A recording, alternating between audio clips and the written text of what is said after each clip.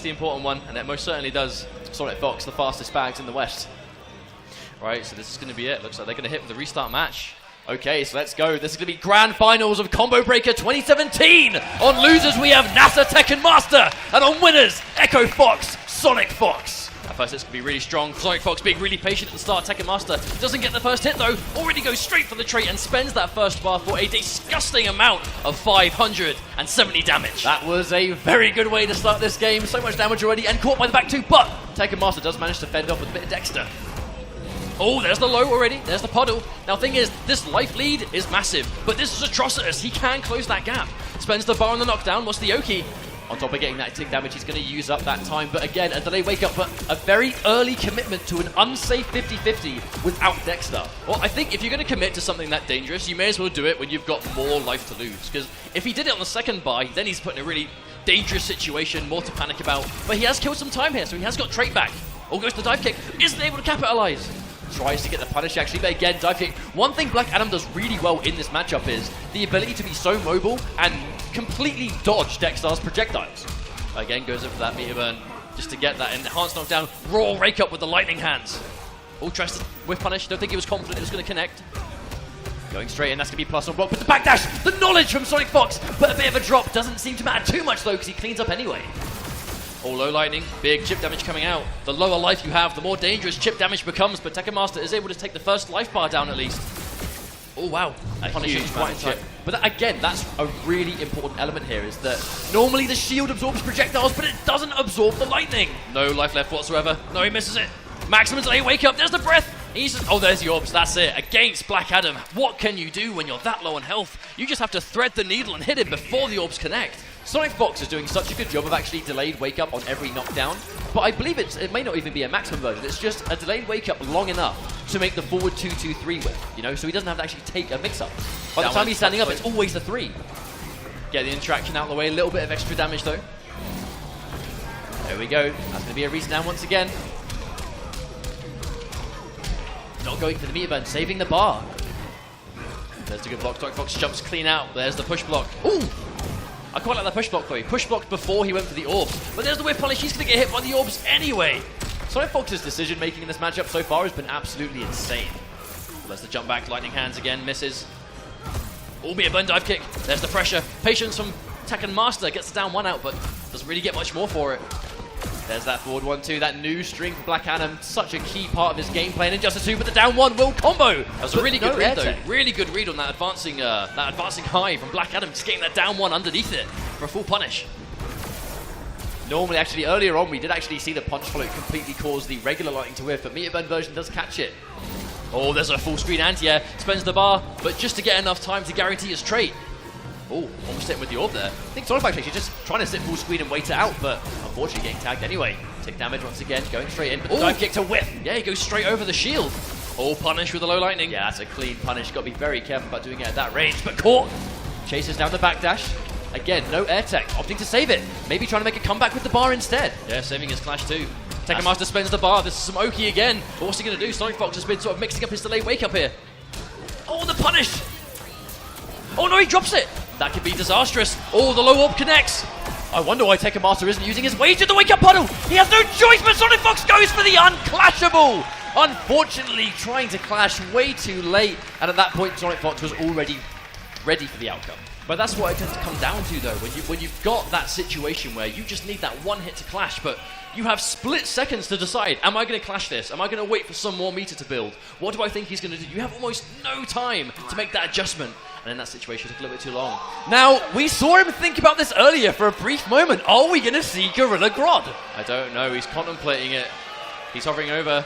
We're going to see him go back. I don't know. Yeah, there's the Atrocitus. Crowd giving a little bit of boozling. Everyone wanted to see a bit of Grodd. But bear in mind, there is so much money on the line. There's no time for having fun right here. Oh, of course, this could be. There's the good stage.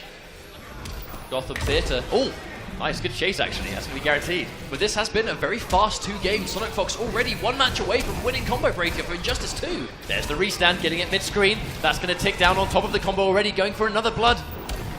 Oh, catches him jumping out. There's the read from Tekken Master. Punch flow is going to keep him there. But that is a consistent option. That delayed wake-up looks very, very useful at not having to deal with the mix up close. By the time Sonicfox is standing up, there is no possibility for the bloodlift. It has to be the overhead. That life bar was incredibly one-sided though. If Tekken Master can keep him here, he might be able to steal this one back. Oh, there's a jump back on prediction, just enough to get the cat out.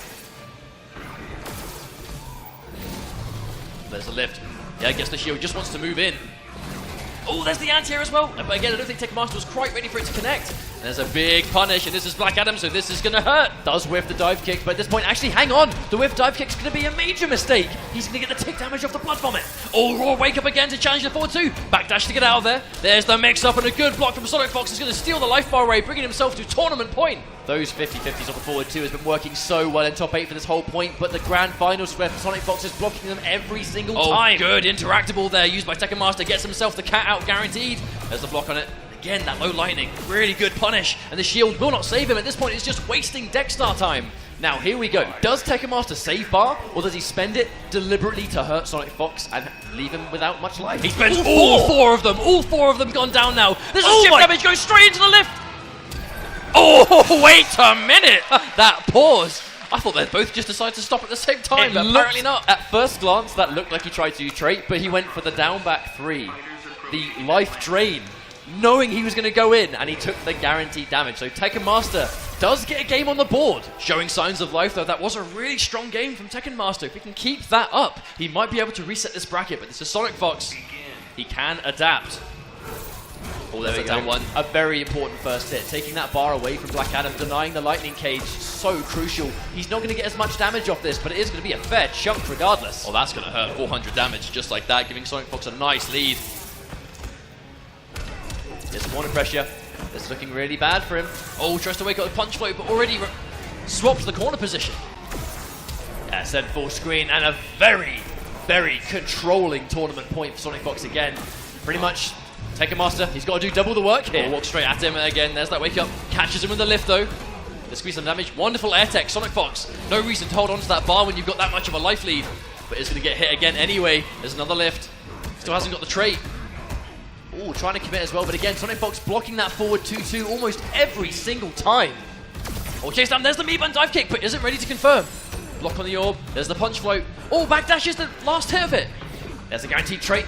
Here comes Tekken Master, guarantees, but again, no meter burn. Probably tried to go for it, but messed it up. There's the lift. Oh, again, that shield isn't going to save him from the damage. That low lightning putting in so much work. Tekken Master is so down on life, but the down one's going to do it. There's going to be no air tech and a transition. It's going to be a round up. However, the mid-screen is where we're going to return to, and the mid-screen is where Sonicfox is dominating. It is indeed, but I mean, look at this. This is like a half-life comeback from Tekken Master. It's about same on life, but they both have a clash. Oh, wow, there's the straight away in the high. Loads of chip damage coming out. A raw lift is going to open up. Sonicfox was not ready for it. He's going to use up a lot more. These combos take a long time, so it's going to give him that trait back. Gets hit by the overhead, but uses the push block trying to establish some distance. Oh, catches him with the low lightning on the down one attempt. Sonicfox so close to winning this. He cannot take a single more hit. It's looking really bad. Disrespects the frames and the clash. That's going to get rid of trait. But once again, Tekken Master can hurt him here. Does he hold on to bar? Does he take some guaranteed damage? Spending one. He's going to hurt him a little bit, but save the bar if he gets a lift. Put the trait. Oh, no! Oh, and the low lightning is going to do it! Echo Fox, Sonicfox is your Combo Breaker 2017 champion for Injustice 2. What a performance from both players. Tekken Master fought for it, but Sonicfox is going to be the first champion, and to a lot of people's no surprise. I mean, this kid is so talented. He's been dominating Injustice already and taking his first premiere event. I mean, he put in the work. You cannot say this young man does not work hard. Also, achieving an Injustice 2 that he couldn't do in MKX. He wins the first combo breaker for Injustice. Really strong stuff. Props to Tekken Master as well. Just to start off though, really looking good today. Second place is nothing to be ashamed of. Just huge props to these guys. Putting in hard work and already paying off. Tekken Master took his fair amount of top players to get into that grand finals, but like many of these tournaments, Sonicfox just proving something that he doesn't want to deal with, but you know, his Black Adam is one of the best in the business. I think Scarecrow does fine in that match, if not winning it. He can deal with people approaching from the air extremely well.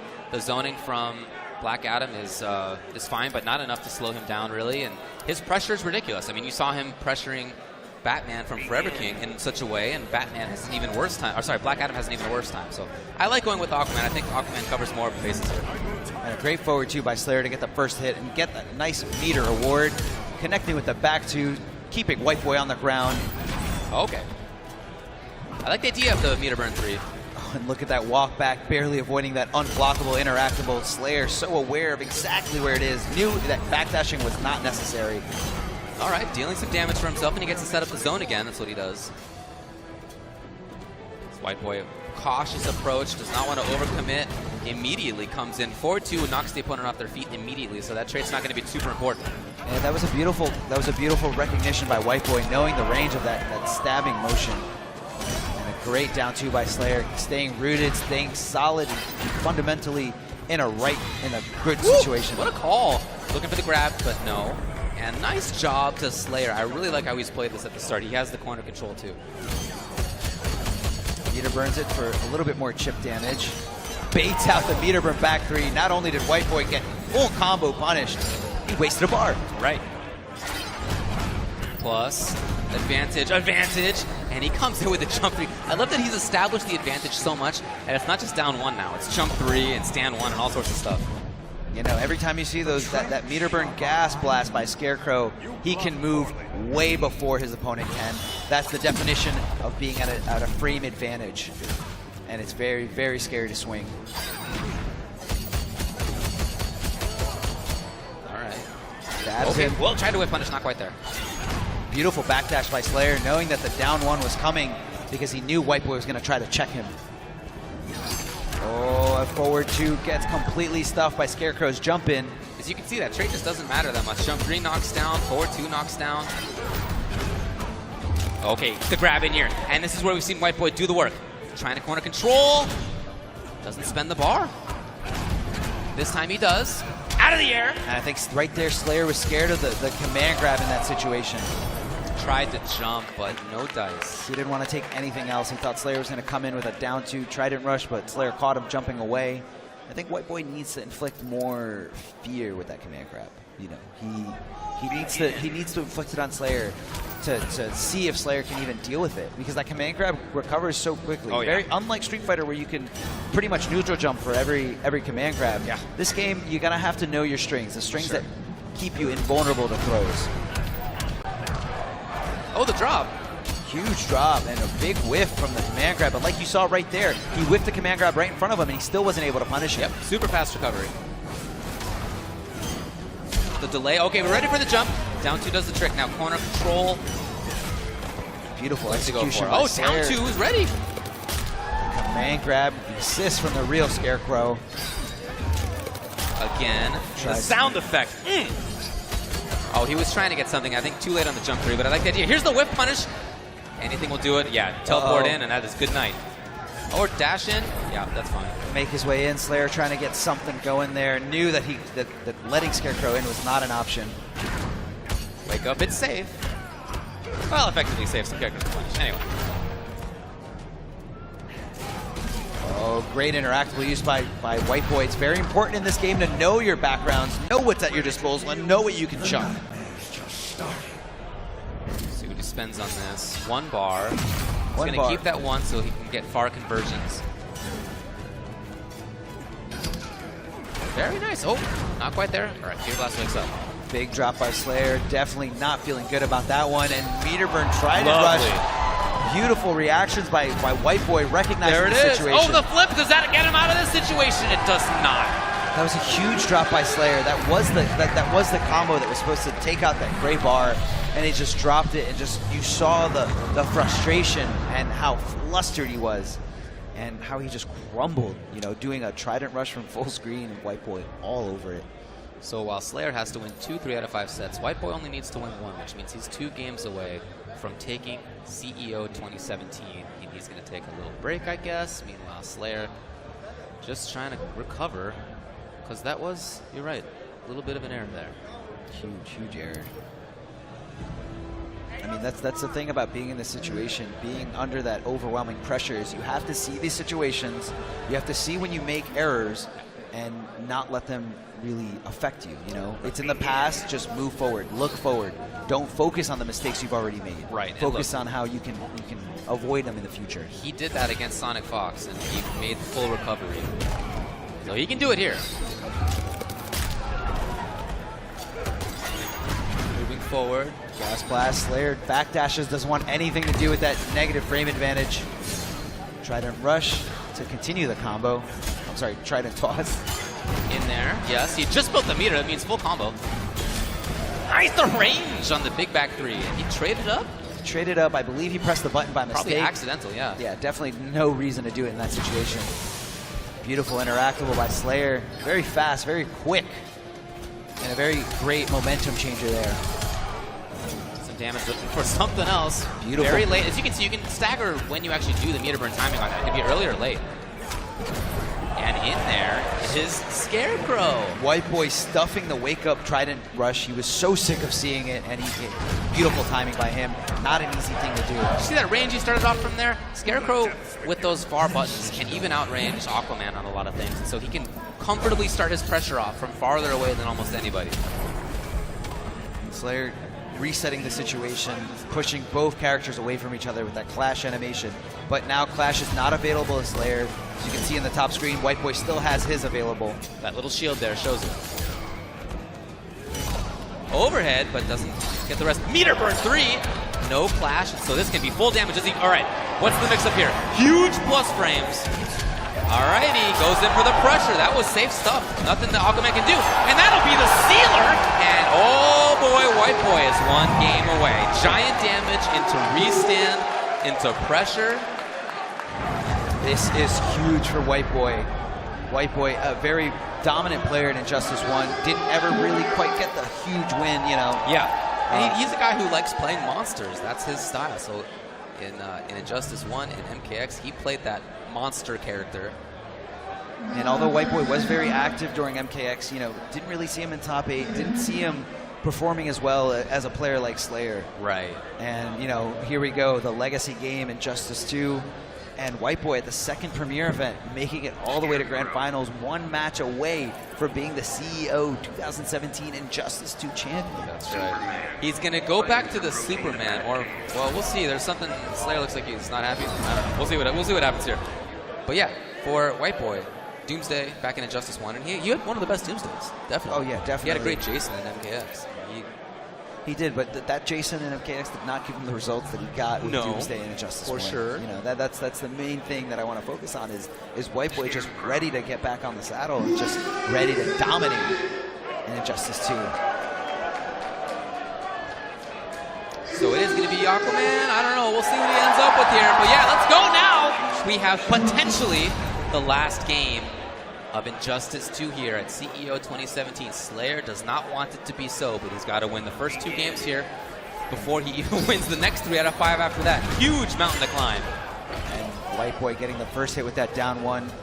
Slayer finding his back up against the corner. WhiteBoi Penguin diving his way in to pressure, but Slayer ready to meet him with a down 2. Wake up. Yeah, a little overzealous there. Slayer swinging a little too early. Beautiful for conversion with the jump in 2. Such great range on the bunt of that Trident. The wake up not quite there. I love the approach from Slayer. Wake up's pretty good for him, Scarecrow, but it does not really hit the sky. Oh, beautiful backdash, avoiding the throw situation. Slayer dropping the combo. Now Slayer needs to stay calm. He needs to just be ready to not let that error affect him. And he does. He stays calm, clutches it out, and he's in a good situation right now. He needs to just go with the game plan. Go with what's been working. Chucks the alligator or the crocodile. Nothing from Slayer. I don't know what he's looking for here, but he's basically giving up the whole screen. He's looking for WhiteBoi to get a little too antsy. Oh, and the back 3, WhiteBoi connects thanks to that meter burn. You can see the range on that meter burn back 3. It's gigantic. It's advantaged on block. Big damage out of it. Excellent tool. He just has other ways to spend meters, so you don't see it all the time. It's really good. Nice! Oh, and Slayer giving WhiteBoi a meter burn back 3 of his own. Not as long as Scarecrow's, but just as good. Has a great air range. Oh yeah, big coverage. Oh, nicking his shin with that back 1. Slayer not ready to convert into full damage. Oh yes, 3. Will he just go, okay, he's gonna give a chance at the clash. WhiteBoi using that trait. As soon as Scarecrow gets near you, he takes damage. He deals damage over time. Yeah, you can see it ticking away just a little bit up there on Aquaman's side. Looking for the wake up, didn't come. try to continue it, and this is potentially for CEO. Into the corner, no, is that gonna do it? Yes, all right. Slayer catching WhiteBoi, trying to do anything after the water shield burst. And WhiteBoi keeps getting up. I can't see the camera really, not sure where he's going. He's getting some advice. Okay. Or a little water? Not sure. It's gotta be some special water. You gotta hide it off in the corner. But he is still one game away from doing this. Very close. And even there, I mean, he got Slayer into the corner. Slayer still had a clash, so a lot more work needed to be done, but he finally got Slayer where he wanted him. And he's been able to do it. He did it. He won 3-1 in winners finals, and he's currently up, well, tied now, 2-2. Well, he plays the Aqua, but I just don't expect. Okay, fine. Good. Yeah, no, we're definitely not straying away from Scarecrow. Right, Scarecrow has brought you here. You've made it through a lot of other characters. No need to switch. All right, we're going to Gotham City in front of the theater. And Slayer looking for that forward 2. It was very successful for the first hit in the last game. Let's see what it does in this one. Oh, the neutral jump 1 does give Slayer the meter award, and he uses it for the meter burn trident rush. A beautiful sweep by WhiteBoi. Giant range, it's advantage on block. Could have punished well, but no. There you go. Yep, got it in there. Trying to get the corner here, but he's got to worry about that car. Car's there. The car. Oh! And although it doesn't do too much damage, it does put yourself at a very advantageous position. Nice keep up right there. Conversion was excellent. Looking for the low starter. Trying to backdash, huh? WhiteBoi has been backdashing after the situation so many times, and Slayer all over it, ready for the tentacle strike. Very unsafe, and WhiteBoi did not backdash there. Beautiful read by Slayer. Slayer does not want to do tentacle, because that will be... Oh, that's going to do it. Yeah, down 2 is pretty good, but jump 3 is pretty good, too. Jump 3 with a little bit more range than that trident. See what I mean there about Scarecrow outranging Aquaman. That's one of Aquaman's biggest strengths. Nice jump back timing. The back 3 barely connects, and Slayer with the full combo, putting WhiteBoi back into the corner. Well, so he tried to jump out of it. Very, very disrespectful by WhiteBoi. And he tried to press buttons again. He's getting harassed in his corner. The low start, and so here's the clash. Here's the clash. I'm very surprised that Slayer didn't go for an unclashable situation, maybe going with throw, but it's so scary to get next to Scarecrow, especially with that down 1, especially with the command grab. So Slayer, all right, we're playing the neutral a little bit. Just needs to get him 1 or 2 more combos. Right. Doesn't want to do trident rush again, because that just allows Scarecrow to move forward or allows him to set up the gas, whatever it may be. WhiteBoi being really respectful of that back 1-3. Yeah, back 1-2-3. Oh, trying to counter poke it.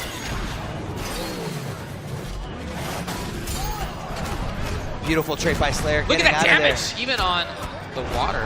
Look, pressure, the grab, oh boy. Slayer using the meter burn to inflict more Trying to get damage. through, no, and there's the reset for Slayer. 3-2 is the reset. The reset, both players lost 1 game. In a double elimination tournament, you have to lose 2 sets to be completely out of the tournament. Slayer losing his first set to WhiteBoi in winners finals. WhiteBoi losing his first set right here. Now it's all tied up. The first to 3 from here takes it. Yep, got at least 3 more games. Gotta look for that car, he does. But he gets right through, oh boy, that's the range where you just can't mess with Scarecrow.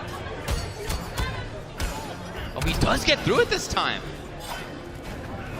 Slayer trading up.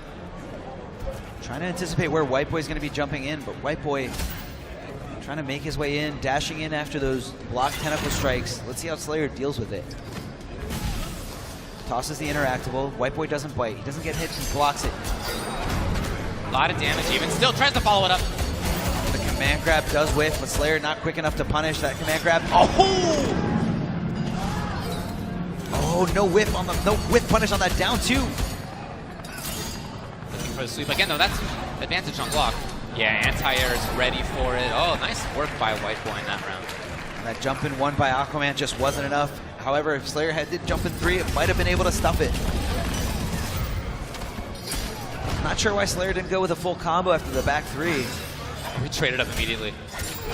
But here's the punish. And clash stand 3. Yeah, Slayer wants nothing to do with this. He doesn't want to be in the corner. He wants to reset the whole position after the clash animation. Pushing Scarecrow back just a little bit. And the back throw, yes, Slayer now in the driver's seat, bullying WhiteBoi. WhiteBoi being very patient, but jumps out right there when he thought it was an opportunity. He didn't jump out after the plus frames of back 1, 2, 3. And now that Slayer knows that WhiteBoi's going to respect it, he'll probably change up his game plan. Right, yeah. It's going to be a big part. We'll see what comes out of that mix-up. Oh, in there, I love Lin. He's so ready. Great whip punish there with the down 1. Yeah, the forward 1-3 is a huge range string, but the 3 comes out pretty slowly.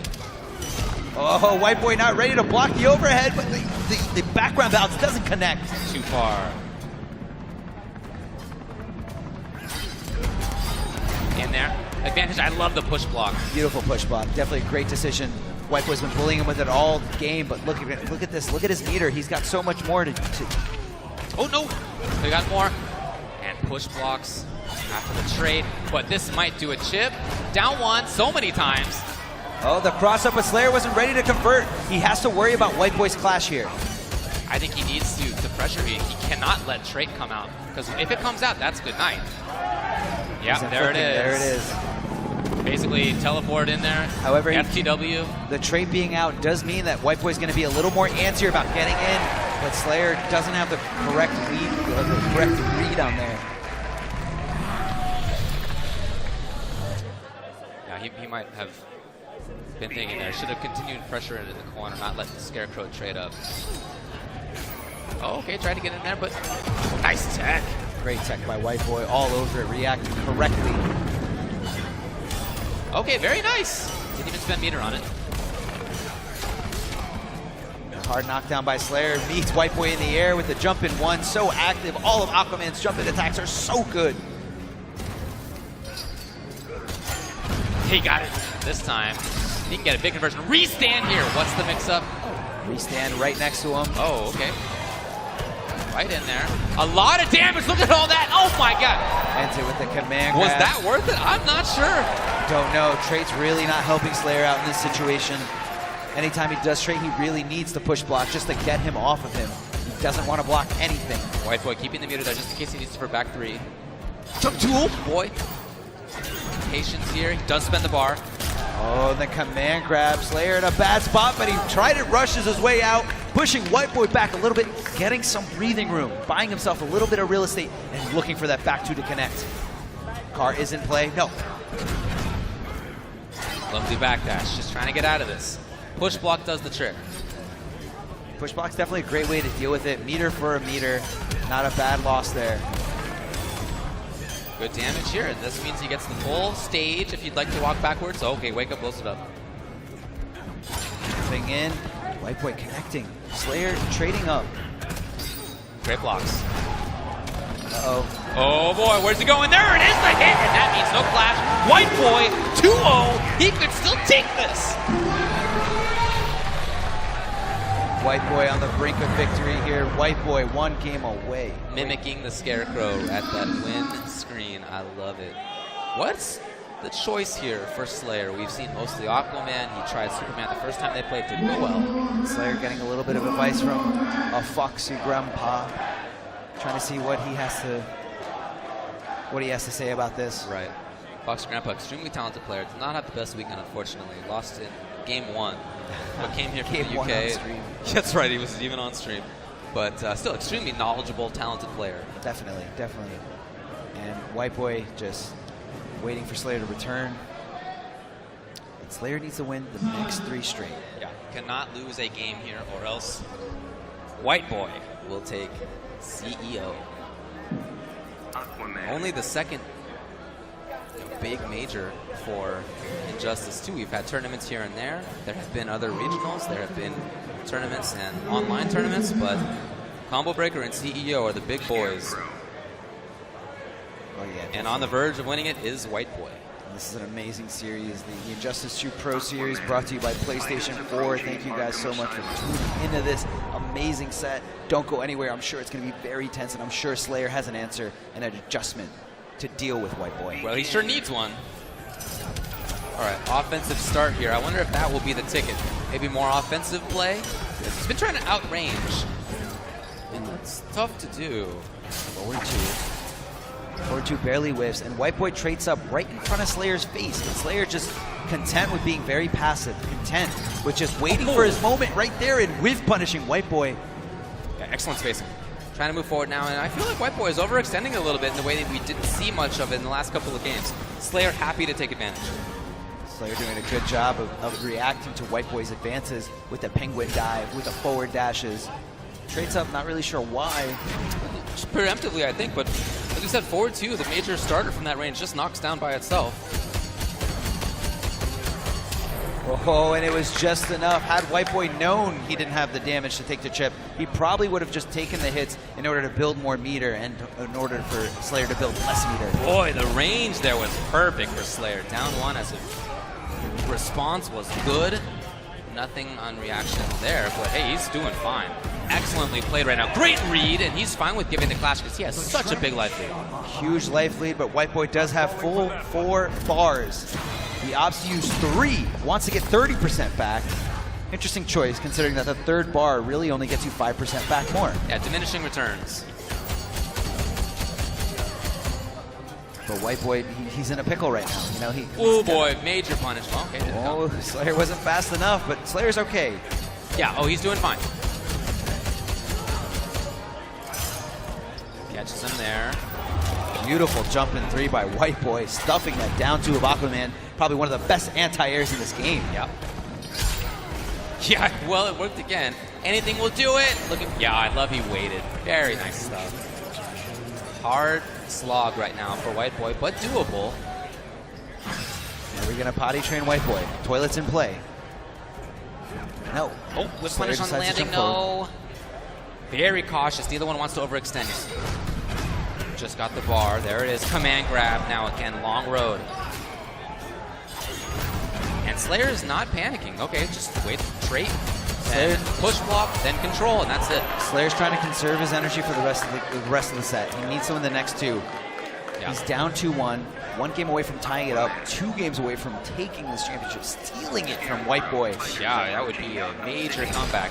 But, you know, I do feel like WhiteBoi, especially at the end, overextended more than he did in the previous games. We saw him jumping in more. We saw him forward wanting from not the right range with that big old dolphin dive. Dash in. What's Slayer going to do? Oh, great beautiful. job. Connects with the back 1. However, it doesn't convert into a combo, and WhiteBoi giving Slayer a full combo demonstration right here. Turns on straight Slayer a little too soon to do the down 2. Oh, man. No, and luckily for Slayer, the Trident Rush caught it, and now he's threatening Car. You can see WhiteBoi trying to get out of it. Not quite. Car is unclashable, but doesn't do too much damage. And next with the command grab, Slayer in the corner. He needs to make the right decision here. Meter burn back 3.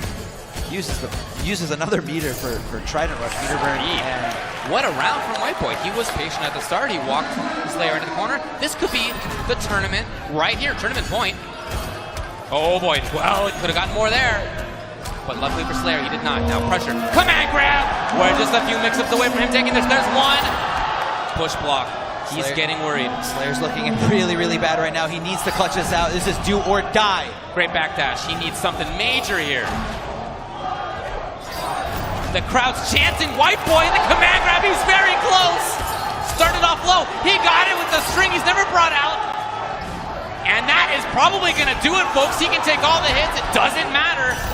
He's just getting hit on purpose, and that is going to do it. WhiteBoi wins CEO 2017 with Scarecrow. Slayer very happy. Very good sport about this. Second place is definitely not what Slayer wanted, but you know, WhiteBoi worked real hard, grinded out a lot of things with Scarecrow, and Scarecrow was that little random factor that no one was really anticipating.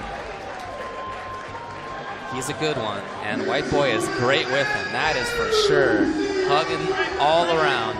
Again, this was the biggest tournament for a NetherRealm Studios game outside of EVO ever, and WhiteBoi takes it. Slayer, second place, ending up, as you said, not where he wants to be. All the way back as far as it can go to watch these 2 gentlemen duke it out for the title of Evolution Champion. Dragon, and you can see it on his face, he's a young player. He has not been playing for that long. It's a couple of years compared to 20 years for some folks.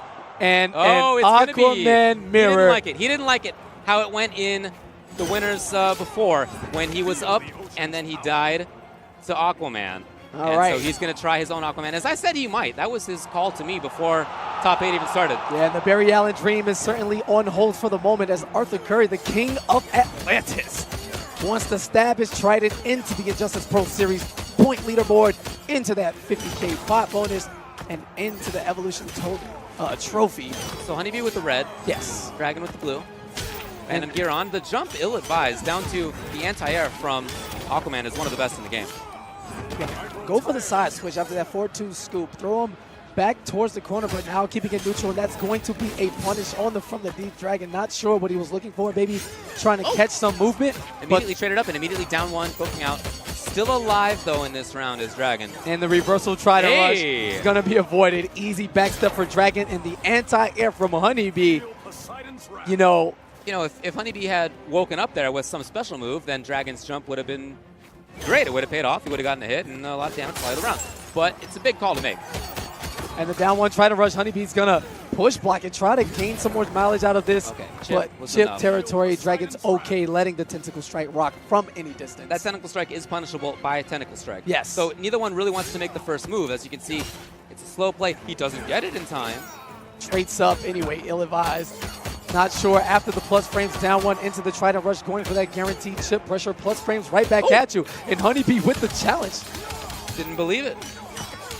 Following up, everybody wants to try to escape after that, but Aquaman does have some advantage. And this time, HoneyBee with the anti-air. Making the hardest of reads. Dragon looking for the backdash in that situation. HoneyBee challenging with the down two, calling himself out. Right. Trident toss. Right back at you. There it is. But No the meter. whip punish. Neither one wanted to make that first. Okay, here it is. HoneyBee. And we're about as even as we can be right now. HoneyBee with a slight life lead. Not anymore. Times have changed. The back three. Yes, sir. Miss! Uh-oh. That's a bad situation for Dragon. Water shield. He's trying to get through something. Again, maybe trying to fake from the deep. I don't know. Here it is. And immediately he gets. This is a huge advantage. Gigantic That's right a now. single move into a throw string for Dragon, but it results in a 25% health recovery. But HoneyBee a little greedy, trying to dash up, and now he's going to pay for it with his life. Okay. Dragon with the clutch, checking that dash. And just like that, 1-0 from the man who said he is going to win EVO. Well, Aquaman, it seemed okay. He made some good decisions. He clearly seems solid with the character. Absolutely. He's going to run it back. Getting up here's a big punish. Nope, but of course, Water of Life. Yeah, Why not? right back at you. Although there was a lot of damage in there. And they're going to both get soaking wet as they try to avoid each other's advances towards the corner now. Going for the meaty back two with that wake up Trident Rush from Dragon. Oh, not blocking the overhead. Yeah, he's chipping him out, getting a nice toss of him, just cutting him into a million pieces as Dragon. Try to whip punish. I like the idea. Yes, A little late. There's the landing punish. Yeah, that's enough. That's enough. And that's okay. Even though he traded up, he's still taking the full damage. Every chunk of the Trident Rush, eating his health alive. Punish. 4-2 with the 4-2. Whoa, HoneyBee having to back off a little bit. Yeah, they both have mind control right now over the water and the sea creatures, which simply includes each other now as they are one. Dragon with the Tentacle Strike. Yep, on the landsies. Yes, on the landsies. Whip punish, tried it. Well, that's fine. You still get some damage. He didn't meter burn it. And a little late on the Water of Life, gets launched by the end of the string. The wake-up throw. HoneyBee trying to get back in control. The interactable comes into play. Yeah, huge blast radius on that thing. HoneyBee thought he was close enough, but catching the outside of that unblockable glass shard. 4 versus 3. This is an unusual situation with the meter. Okay, we're not going to see any from Dragon. HoneyBee might have expected. I think that's maybe why there were 3 bars spent. Wants to keep a stock of meter burn Trident Rushes on deck for any given moment, but instead it's going to get a load of unclashable damage, and Dragon is in trouble. But Dragon now is in a good situation for himself. He's been able to really control this post-Trident situation. Again, look at this much control. He's about Plus to get frames. another bar, Will he another bar. Push block. In trouble. HoneyBee has Patience. trying Back to to back. There's a yes. whip. Oh! And He doesn't have push block. He doesn't have it. Chips him out. Not enough bar from HoneyBee. Instead of blocking the back two, he looked for the back dash, stayed still, and died with his defense in his hand. No meter to push block. His Evo life's on the line here for HoneyBee. He needs to win 3 in a row or else he's gone. And he has moved into Flash. Let's see if he locks in. He does! The crowd is screaming for him to pick Flash one way or the other. Aquaman didn't work. You just tried it a couple of times, and Flash brought you into grand finals. That's what he's going to trust right now. Dragon may win Evo. His tweet may be right. He may have predicted it. But HoneyBee has something to say. All right, Sonic Pound. Here we go, and off to a great start as HoneyBee with the crowd roaring behind him. Great delay wake up from Dragon there, avoiding the timing on that neutral jump punch. So ambiguous, but instead eats a normal combo of the regular variety. Slick reset. HoneyBee tried to slip it in there, but Dragon was ready. A lot of chips, still control. What an option in that situation. And the anti-air from HoneyBee takes the first life bar and a jolt of energy, surging through this building, looking for the comeback. However, Dragon doesn't care about your crowd or your favoritism. He has his eyes on the prize, and he is one game away. But just as Theo did, Dragon with a very, very early flash, trying to get through stuff. I think he was looking for that interactable with FaZe in the first place. All right, the overhead trying to interrupt that gap in between that forward one. No punish on the scoop. Gets out of the corner, and the throw gets Dragon to waste his trait. I love it. Yeah, such a smart play. Low attempt. Oh, here he goes. There's no clash. And he has to deal with all of this. The A's, the chance. Oh, the big damage. Look at that. 600. Oh, my God. That is ridiculous. HoneyBee saving all the tricks for the end. Boom, Is that boom. it? And just like that, a punish on the air escape and the eruption as HoneyBee fights back. Down 2 games to 1. The quick restart. Pauses off. Dusts off. And Dragon, although he's in control, he looks a bit concerned. He's going to head to the character select screen. Yeah. Maybe take some time. Unlikely to see a switch. Yeah, he indeed goes back to Aquaman. Changing up the stage. And yeah, HoneyBee, to take that as he did without even losing the first life bar, Not at all. that's really got to give you a good boost. You know you got to win 2 in a row or else it's over. But in doing that, there's 2 ways. You can be worried or you can feel confident. And right now, he should feel confident. All right, the double dash in now. Phasing. Finding his time a little too short on that Sonic Pound. Dragon ready. With punish full combo. 400 damage. Yep, pressing in. Phasing through, and wow, funky times. Into what? The delay. The big time delay. Plus frames. Wow. Try to rush after the jump in. Dragon was definitely ready. Nice challenge, but a punish on the down 2. Yep, it's great anti-air, but it is punishable. Plus frames. Dragon challenging. That's about +4 after that running man stance canceled. And the Trident Rush is going to chip him away. HoneyBee now trying to find whatever is left to deal with it. Aquaman on the cusp of taking Evo. Dragon ready to celebrate. 1 Trident Rush at a time. Plus frames. Great blocks. He was willing to just wait it out. HoneyBee's now got the punish. He's going to get the meaty situation if he needs it here after this combo. He does. Oh, no, maybe not. Maybe not. Enough Maybe to not. kill. And drops it, but Meaty down 1, and HoneyBee fighting back. 1 bar meter, a trait and a dream. 540 damage, but Dragon, no stranger to the clutch performances. Oh, yeah. We just saw it before. He was down against HoneyBee's Aquaman, and he made the comeback anyway. Fantastic spacing from Dragon there on that whiff punish just outside of the range of Flash's low pokes, and gets the combo off the trade. How about that? Yeah. Setup coming in. There's just been such good defense out of Dragon. He has blocked well, he's delayed well, and now there's going to be a clash for HoneyBee. He's going to have to spin it all. Yep, I agree. And Dragon going to meet him halfway and deny a huge health reach in, but nice punish right there. He doesn't have the meter to expend. Has he had to spin it now? Dragon deciding to clash earlier. He has got a bar, HoneyBee doesn't. Dragon, yes, 1 back. He had most of another bar too, and of course, fast meter build for Aquaman already it's there. Patience, HoneyBee, the respect, yes. the punish. And there's no trait here. If HoneyBee finds 2 more situations, maybe 2 more now, maybe 1. I mean, remember that 600 damage he had. This is maybe the chance immediately in the air. Smart. The jump in punch into the down 2. Wake up scoop from Dragon into the corner. Plus frames. HoneyBee is at his worst now. Back to the wall. Dragon with enough meter for the try to rush. Misses the juggle. Phasing through, and he got it! Is he in there? Unbelievable! This is gonna combo! Will he jump it? He does not! And HoneyBee stays alive! 1 more match! Look at that face! It is a face of stone. There's no emotion betrayed one way or the other. And that's what you need at this moment. You need to have the calm nerves In fact, that might have been a smile at the start. A little bit. He's feeling it, and HoneyBee definitely can make this comeback. However, Dragon is not giving it up easy. These are all super clutch moments, and Dragon, known for closing the door on his opponents, may be able to get the job done here. Trident rush, pressure, chip damage. No activation for you, sir. He is now getting bullied, and Dragon is having his way with HoneyBee in the corner. Wake up finally there from HoneyBee. He tried to phase through, but did not quite get the move out in time. Ah, he didn't think he should keep it going. Look at this. And there it is, the Perfect. bait. Dragon is rolling. The time is now. The clock wants to end at 12. Dragon fearing a reset.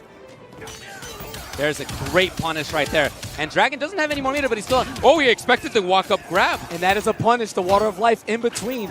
Overhead now into the Sonic Pound. What's it going to be? Poked through, and Dragon having none of it. Very bad situation now for HoneyBee. He's caught in the corner. He does have a couple of bars, but is that going to matter? He's going to need more He's than gotta a get real hit. master comeback here. He needed to get hit right there to get the life back with the clash. But even after that, this mountain is gigantic. He's about to climb Everest if he's going to do it. And Dragon, the security at the door, man, ready to slam it on HoneyBee and dash his Evo dreams with the swing of a trident. Dragon called last it. time, He called it, and he gets it. Dragon takes Evo 2017. And the young man from Delaware finally does it. At the end of the MKX lifetime, he slays the demon in Sonicfox and wins his first major. And now here he is a few months later, new game, extended scene, and a man who didn't play the first game competitively put the time in and the work, and Dragon is your 100,000% deserving Evolution champion. To go through as many players as he did without losing a match is incredible. And he did it. You talked about him not having played Injustice 1. When this came out, some of the old vets from Injustice 1 said people who didn't play Injustice, they're gonna have a tough time coming into this game. It's totally different, very different game. Yeah, like you can't practice. Come on, yeah. Like anyone can. It's so much for viewers at home, so much for people who are trying to start a tournament themselves. It's an easy way to get a bracket going and an easy way for Android and Apple users to communicate with each other, get people to the right stations, and to follow your favorite players. For more information, go to tournamentedition.com and see how you can make your next hosting, competing, or spectating event so much better. And speaking of great events, here we go, a grand finals between two titans. Guys. What we've all been waiting for, the grandest of finals here at Defend the North 2017 for Injustice 2. These guys are just button checking right now. The crowd is getting hype, ready for them to go at it. The clash of these titans. Now, Sonicfox does have a lot more on his resume, but do not count out a player like ForeverKing. He just impresses me more and more every time he gets on stream. The true gods of Gotham. Last warning, back off. Plan to disappoint me again? That's just for starters. The true gods of Gotham here in our grand finals. And shout outs to Under the Red Hood, probably my favorite animated DC movie. Check it out. All time, for sure. So good. Here we go, the low mines. Setting up shop here is Sonicfox. Oh, sniffs out the parry and punishes him for it. A very unsafe option there. ForeverKing trying to do anything but just block that low. Yeah, Papa's got a parry too here. The 1-2-3, the air escape from Sonicfox. It looked like ForeverKing was buffering a batarang there, and a very great meter burn roll, just escaping the unavoidable interactable Wanted there. nothing to do with it. ForeverKing out of that situation quickly. Here we go. We have the trade cancel switch. Yeah, really, what Sonicfox did there, he knew that it didn't hit, and he knew he had to use one more meter to chip him out. And, you know, ForeverKing couldn't do much but just block or let go of block to build a little bit more meter. Haha, interactables back to back. They are unblockable. ForeverKing, unfortunately, caught in the range of it. The back three catches ForeverKing, but he's able to collect himself, score that down too, and he had more pressure, but the lethal lunges from Sonicfox here. The low starter backs up, dashes once again. Should I dial it back? Try harder. ForeverKing's definitely going to need to try harder here. He's at a huge life deficit against Sonicfox. He does use one bar to get 15% back, and the mechanical bat misses. And Sonicfox okay with just zoning here, trying to take this pixel as far as he possibly can. And the mechanical bat connects, leads into a combo with that jump into. Yeah, the protege of Batman, Red Hood, proven to be difficult here for ForeverKing here in Grand Finals. The 1-2-3, the back 2-3, full close. And the forward lunge, Sonicfox taking advantage of ForeverKing, trying to get overzealous and trying to apply offense here. But ForeverKing's not too far behind. He's got 2 bars. He can do a lot with it. Cancel once again into the trait. Finishes with the overhead, but the slide from King. The And wake up. He went for another slide there right after hitting, thinking that he could get under the lunge. But that lunge is so good. I think ForeverKing is going to have to dial back that slide because the lethal lunge looks like it's going to be in Fox's favor here throughout this set. There's the launch from the interactable. And he catches him once again. Sonicfox making quick work of ForeverKing's first health bar in game 2. And this is a mopping here. Look at that, a perfect One of the rare round. times that ForeverKing has 3 mechanical bats because he wasn't able to use them. Yeah, Sonicfox just didn't let him. The whole time he was either making him block or hitting him in the face. And 500 damage right back at you from ForeverKing here. Now he has the control. Fox using the lethal lunge and the retreat to get out of there. Does not want to be up close against ForeverKing's Batman. The air escape. Air escape, and ForeverKing not quick enough to punish him for it. Running him down here, forcing the clash. Been dead, done that. Been dead and done that. Again, another amazing reference to the great story of Red Hood.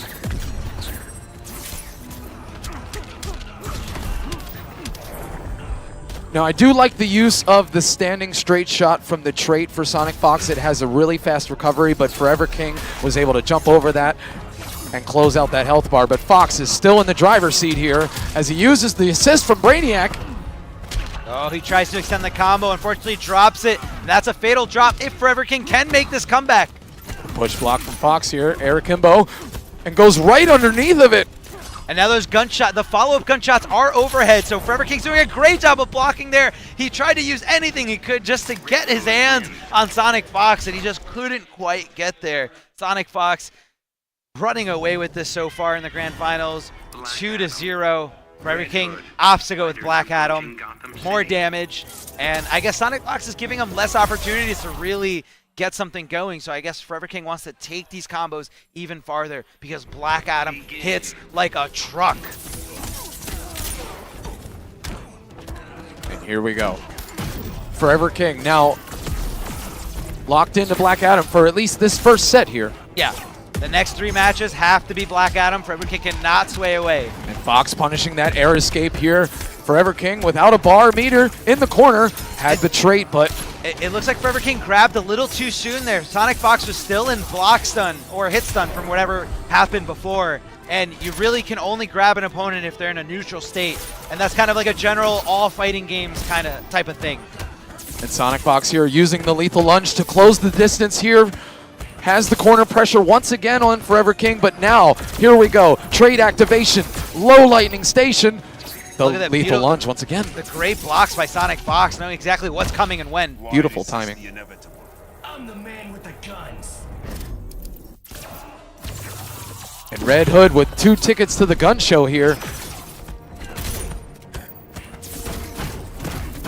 Goes for the overhead to close out the... All right, and the down 1 Palpatine, a very safe option, a very small gap in there, but, you know, ForeverKing was betting that Sonicfox wouldn't be able to exploit that. Fox catching ForeverKing out of the air. He spends 2 bars for the air escape. Now he has the corner pressure. And what those orbs around Black Adam are, they are unblockable orbs that he can cancel into from any block string, usually leaving him at plus frames. Here we go, those neutrals again. But Sonicfox able to close out. This was one heck of a tournament, guys. And Sonicfox being able to dominate ForeverKing with Red Hood just goes to show that you really don't know that matchup until you play Sonicfox. I have 2 more on the way. Yeah. So there's way more characters still on the way. I can only imagine they're going to add cool gear or cool shaders that you can get to still support the community. Yeah, NetherRealm is not done with this game in the slightest, and their support, as well as Warner Brothers' support for our scene, has been nothing short of amazing. That's true. They should definitely buff Wonder Woman. I agree. So Yeah, right that's- into the yeah, Joker's that's what I said. playground. Do they buff Firestorm too then while they're at it? We were talking about NRS and their support in the tournaments world. I'm not sure what Firestorm had to do with any of this. Actually, All right, well, the level 2 trade is out. Wasn't sure if that was a button check or not. These guys actually going crazy. And the denial on the escape from the interactable is WhiteBoi. And Cold putting up that wall does not want Scarecrow in his space. so the one thing I would say right now, WhiteBoi is doing a really good job of getting in on Sonicfox, but Oh, goes for That's the gonna be forward a punish, three. yeah. Yes. And the side switch. and he's actually just going to go for the kill. He's not going to go to charge his trait. But what I was going to say is, what exactly can WhiteBoi do in this matchup? Because last time Fox made it look hopeless. All right, now into the corner, exactly where you don't want to be. Keeps it ambiguous with the massive hitbox on that wake up fear gas. Charging every little second that he can while backing up. He's going to get caught. Not the biggest of punishes there. And now setting up the puddle so that he can do the charging of his trait. He's going to get it out, and there it is. This is exactly where we saw trouble for WhiteBoi. He was able to almost do nothing in the last set as he teleports in, and there's another snow globe ready. And great teleport there from WhiteBoi. He would have had his back to the wall as he dunks Sonicfox with that big sickle forward 3. Unfortunately, he dashes right into an unblockable 1 and 2 and 3. Oh, no.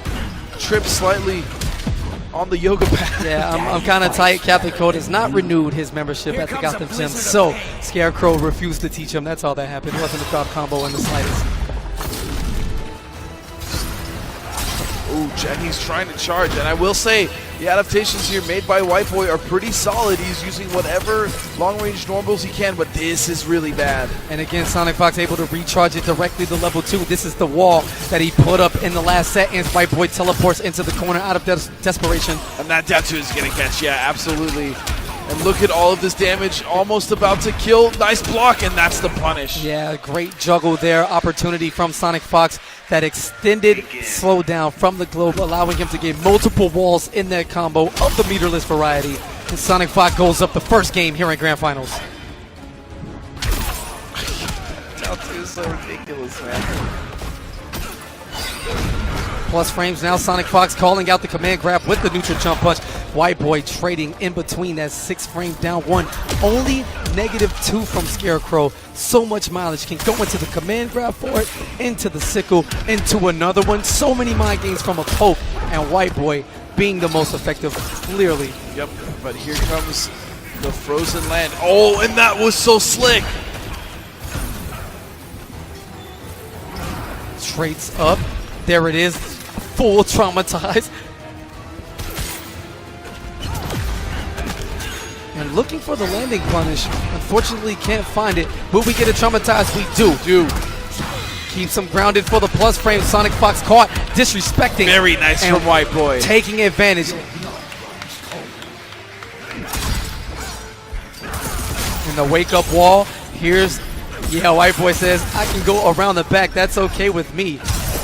And not this time. Sonic puts it right on his dome.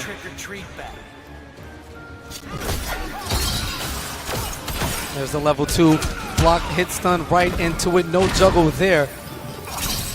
Nice backdash. Still 1 and 2 stubborn. and WhiteBoi 3 is trying to get in there. Yep. Stretch. Taking his time, blocks the ice puddle, and 1. Captain one. Cold is a terrible student, man. He just doesn't want to learn how to participate in the exercises. Sonicfox Some clashes. say he's stiff because he's a cold man. No? Okay. I'm saying like usually like you're rigid when you're really cold. You know what? Never mind. And the jump in with punish now. WhiteBoi on the defensive has the clash himself. Now this is going to reset. Sonicfox's trade hasn't been able to charge after that last successful snow globe. He's going to be back to the wall. This is a good situation here for WhiteBoi. He can really make something happen here. Oh. And the push block now gets the snow globe out and the down 2. Oh, and this could be trouble for WhiteBoi. Oh, a beautiful whiff punish.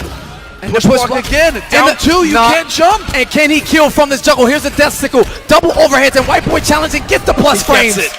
and successfully gets that game without the choke. Smile, and he knows what time it is. 1-1. However, I think it's WhiteBoi, actually the first game he's taken against Sonicfox, though, in this tournament. great backdash, but again, WhiteBoi with the perfect normals jumping in. This is going to be a full combo punish, and this time no meter burn on the sickle swing.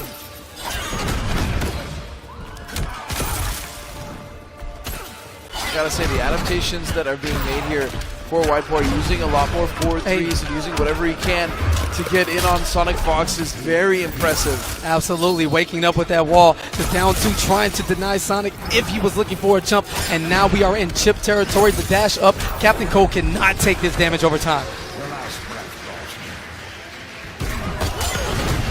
Wow, 1 and 2 and 3 right back and 4 in there. and 5.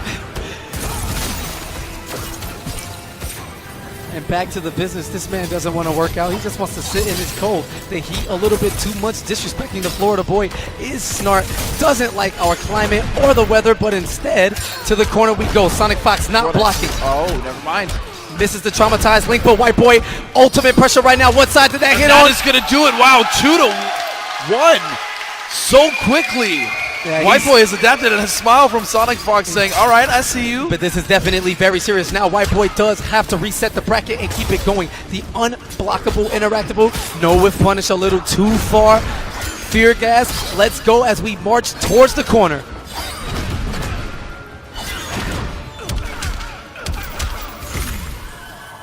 He is going to spend the time to charge. There is 2.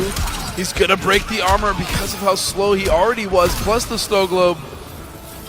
And drops the combo intentionally to recharge his gun. That level 2. So much strategy involved here, and WhiteBoi's going to have a hard time getting out of this one. And he is going to use the dagger. He's going to spend a meter to kill with the puddle. Yeah, when that snow globe of death is out on the screen, you panic so hard because you're going to die over time and or freeze. All Sonic has to do is simply react to your actions and punish you for a full combo anyway. Now plus frames, this is guaranteed chip damage, and Very just nice. like that, WhiteBoi 1 health bar away from the reset.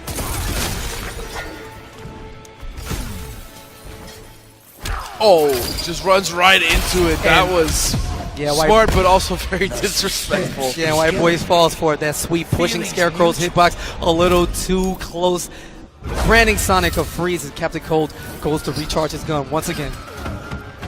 Nice, jumps over the unblockable.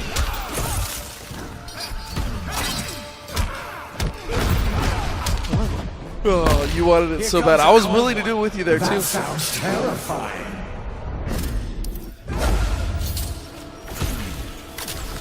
Oh, Wow, okay.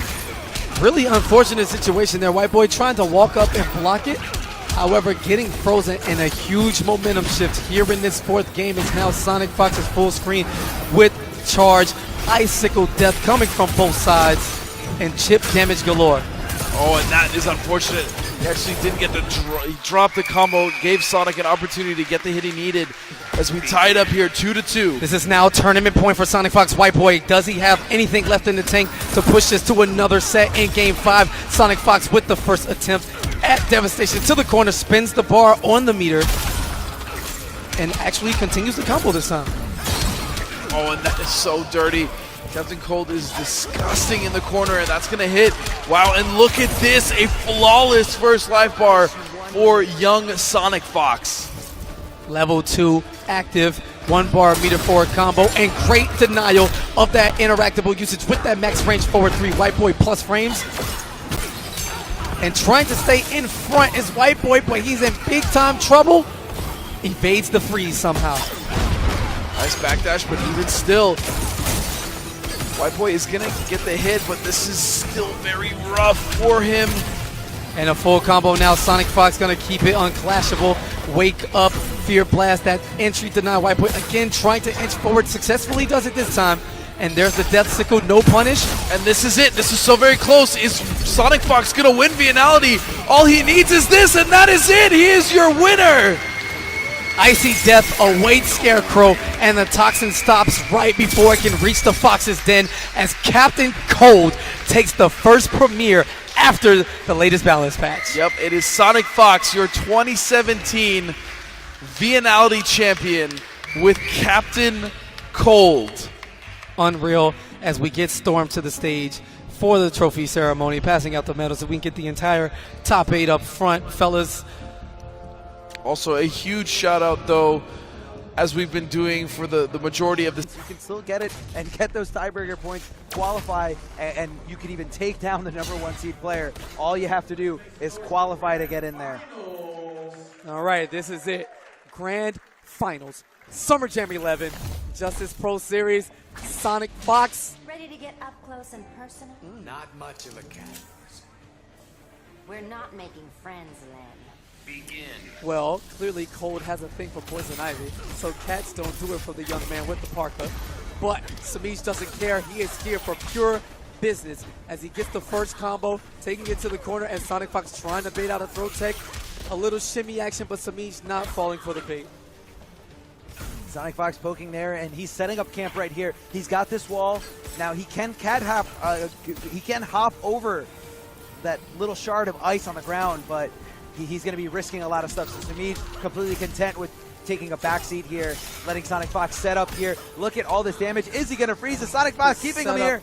Wow, and allows Semiij to escape. That setup was entirely dirty, but Semiij not giving up, able to backdash his way out at the end, but Sonicfox going to recharge the gun and a beautiful step kick into the ice. Not sure if that's what Semiij was looking for, but we take those at the first life bar dwindles in an icy death. Sonicfox isn't losers. He cannot leave anything. He can't leave anything on the table. He's got to take every advantage that he can over each mistake that Semiij throws at him. Here comes the snow globe. Is she gonna? No! Usually Semiij goes straight for the backdash out of there, and Sonicfox thought, okay, I'm fine, because he's just gonna backdash out of here, and he got hit by the whip. Oh, and the whiff punish on that meter burn back 3. Semiij getting a little greedy, trying to fight Sonic out of that snow globe, but instead the whip trip now back on the offensive. Fantastic conversion from the young kid from Noble, able to recognize that was an anti-air collision and finishes it off. What? Stop it! Did he just? Stop it! Did that just happen? No. Yes. No. This man did not meter burn back 3 bounce cancel his jump attack from the air. Yes, you can. If you buffer that in the air, it will happen as soon as you land on the ground. This kid is too smart. He knew. He knew that armor was going to go through that low attack that's on the ice puddle. Semiij is actually on the next level, spinning 2 bars to get that going. A little bit out of the range for that whip slap there. And once again. Yo, who is this? Yo, why is this kid so godlike? Only in your dreams. And now, did he learn this on the fly? Because he wasn't doing this the last set. He didn't do it at all. He had every opportunity to do it. I don't know if someone kind of phoned in some secret tech to Semiij. Hey, good thing you won against Sonicfox, but here's another option that you have. Yeah, absolutely not. Semiij plays so much. This kid has so much knowledge of the game. I'm not surprised in the slightest that he is this good, but unfortunately his spacing a little bit behind his intellect in that situation as he walks into his death. Sonicfox up 1 game. However, Semiij does have an entire set to throw away, for lack of a better term, as he's earned the right to be reset. But the Poison Ivy pick on his mind right now. How will he respond in this clutch situation? Poison Ivy. There we go. Semiij selecting Poison Ivy, keeping the full screen presence. The Vines are going to hold down Captain Cold, not give him the room that Sonicfox wants. So you're going to see a big change of pace here. Sonicfox is going to be the aggressor. He's going to go in because he knows at full screen he's just going to lose. Backing up, waiting for this trait to time over, and Semiij taking full advantage of Sonicfox not sitting still. Good blocks here by Sonicfox. Here's his chance to shine. The trait is gone, no longer summoned. Dashes up, using Divine Drift that 4-3, advancing in. Poison Ivy, the longest range 4-3 in the game, able to control the spacing. She can move either forwards or backwards. Smart stuff there. I like the idea with the meter burn back 3 to armor through the icicle setup, but Sonicfox keeping a steady defensive pace. Oh, trying to put up the wall, but the Vine does get under it. Semiij slowed down a little bit there, but the back 3 was fast enough to punish Sonicfox. Unfortunately, he couldn't continue the combo. But here he is, just a few more blocked Vines should be enough to chip it out. Sonicfox knows staying on the ground is not an option, so he tries to jump out, but he does get it. Now you see both of these men trying to camp around this globe. That jumping interactable for gadget characters is unblockable, and it homes at about half the distance away from said whatever you call Brainiac's little capture globes. I don't have it on my head right now, but. And it respawns right there. Sonicfox displayed for us, almost knowing exactly when it was coming back. Like he had a little timer in his head. Yeah, that timer about 4 seconds or more. As Semiij pulls the screen away, the smart stuff, trying to stay back, and Sonicfox again going back to his roots. When you have an unblockable at your disposal, why not abuse it? I mean, in hindsight, the right decision there for Semiij would be to probably meter burn, roll in there, avoid the interactable, and punish Sonicfox while he was still in the air. Semiij still in a very good spot here. Nice trade now, getting the knockdown from the Vine Drill. Oh, is going to have a hard time escaping now. Getting in the block stun of those trait shots. Although Poison Ivy's backdash isn't as great as Catwoman, it's still an option to get out of that globe. And puts up the EX Ice Ball. If he stands in that, he will take damage over time. And because it is meter burnt version, he can and will freeze if he's in it for too long. And the punish of the down Should two. have joined the rogues. That well's been poisoned. And Sonicfox using 2 bars, getting 25% back for his resources. And Semiij building up some bar of his own, but Sonicfox still has enough to match it. So if Semiij does get the clash going, he's not going to have enough to beat Sonicfox in the meter game. So he's just got to close this out right now. Clash is not an option here. Yeah, and Semiij very happy with taking these trades, but the anti-air drill there. Chip damage will do it. Here comes Nice Shade, and this should be enough. And yes, who needs help when you have the greatest protection ever? You can just sit there.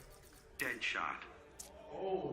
Poison Ivy. All right, quick replay as we get into it now. The smart stuff from Semiij. It's a second look at this meter burn back 3 cancel, armoring instantly the frame she touches the ground to not be frozen, sending Sonicfox on a transition. Beautiful stuff. And we come back to a counter pick.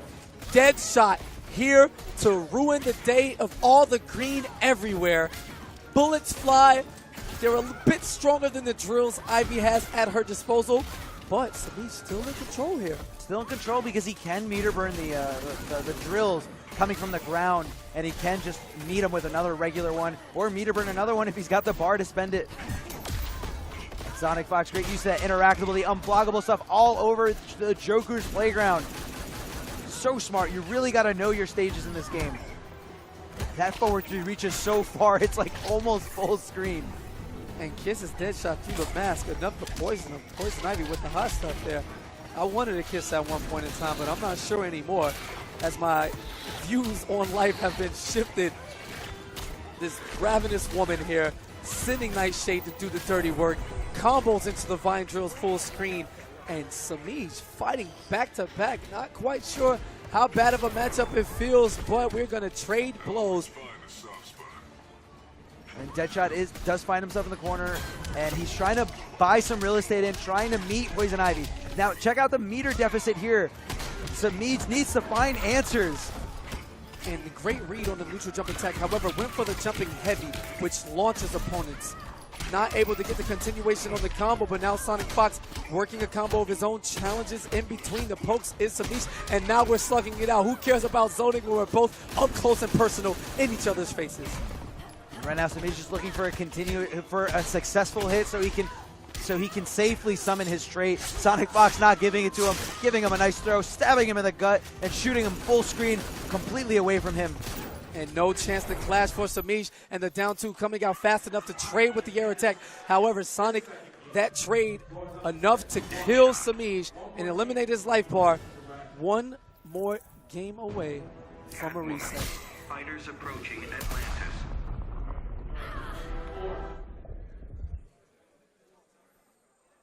Now this is very interesting because Sonicfox will get last pick.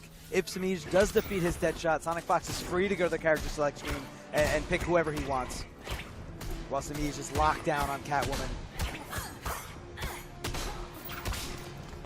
Straight whip there, nice whip, trip of the legs. Catching Sonicfox, trying to walk back, plus frames from the cartwheel, but of course, the challenge.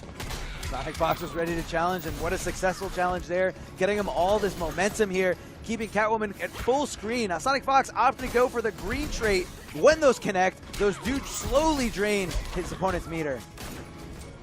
Here's a jump in now. Priority there, Sonicfox a little late with the anti-air attempt. Now, carried to the corner for his troubles. The jump back whip a little too high as that hitbox region has been adjusted. Catwoman needed to be a little bit deeper. And now careful with these blue bullets. These blue bullets, when they connect, they will send Catwoman at full screen. Very, very annoying trait aspect there. And the whip trip again at max range. Great spacing from Semiij. And Sonicfox continually challenging Semiij after plus frames.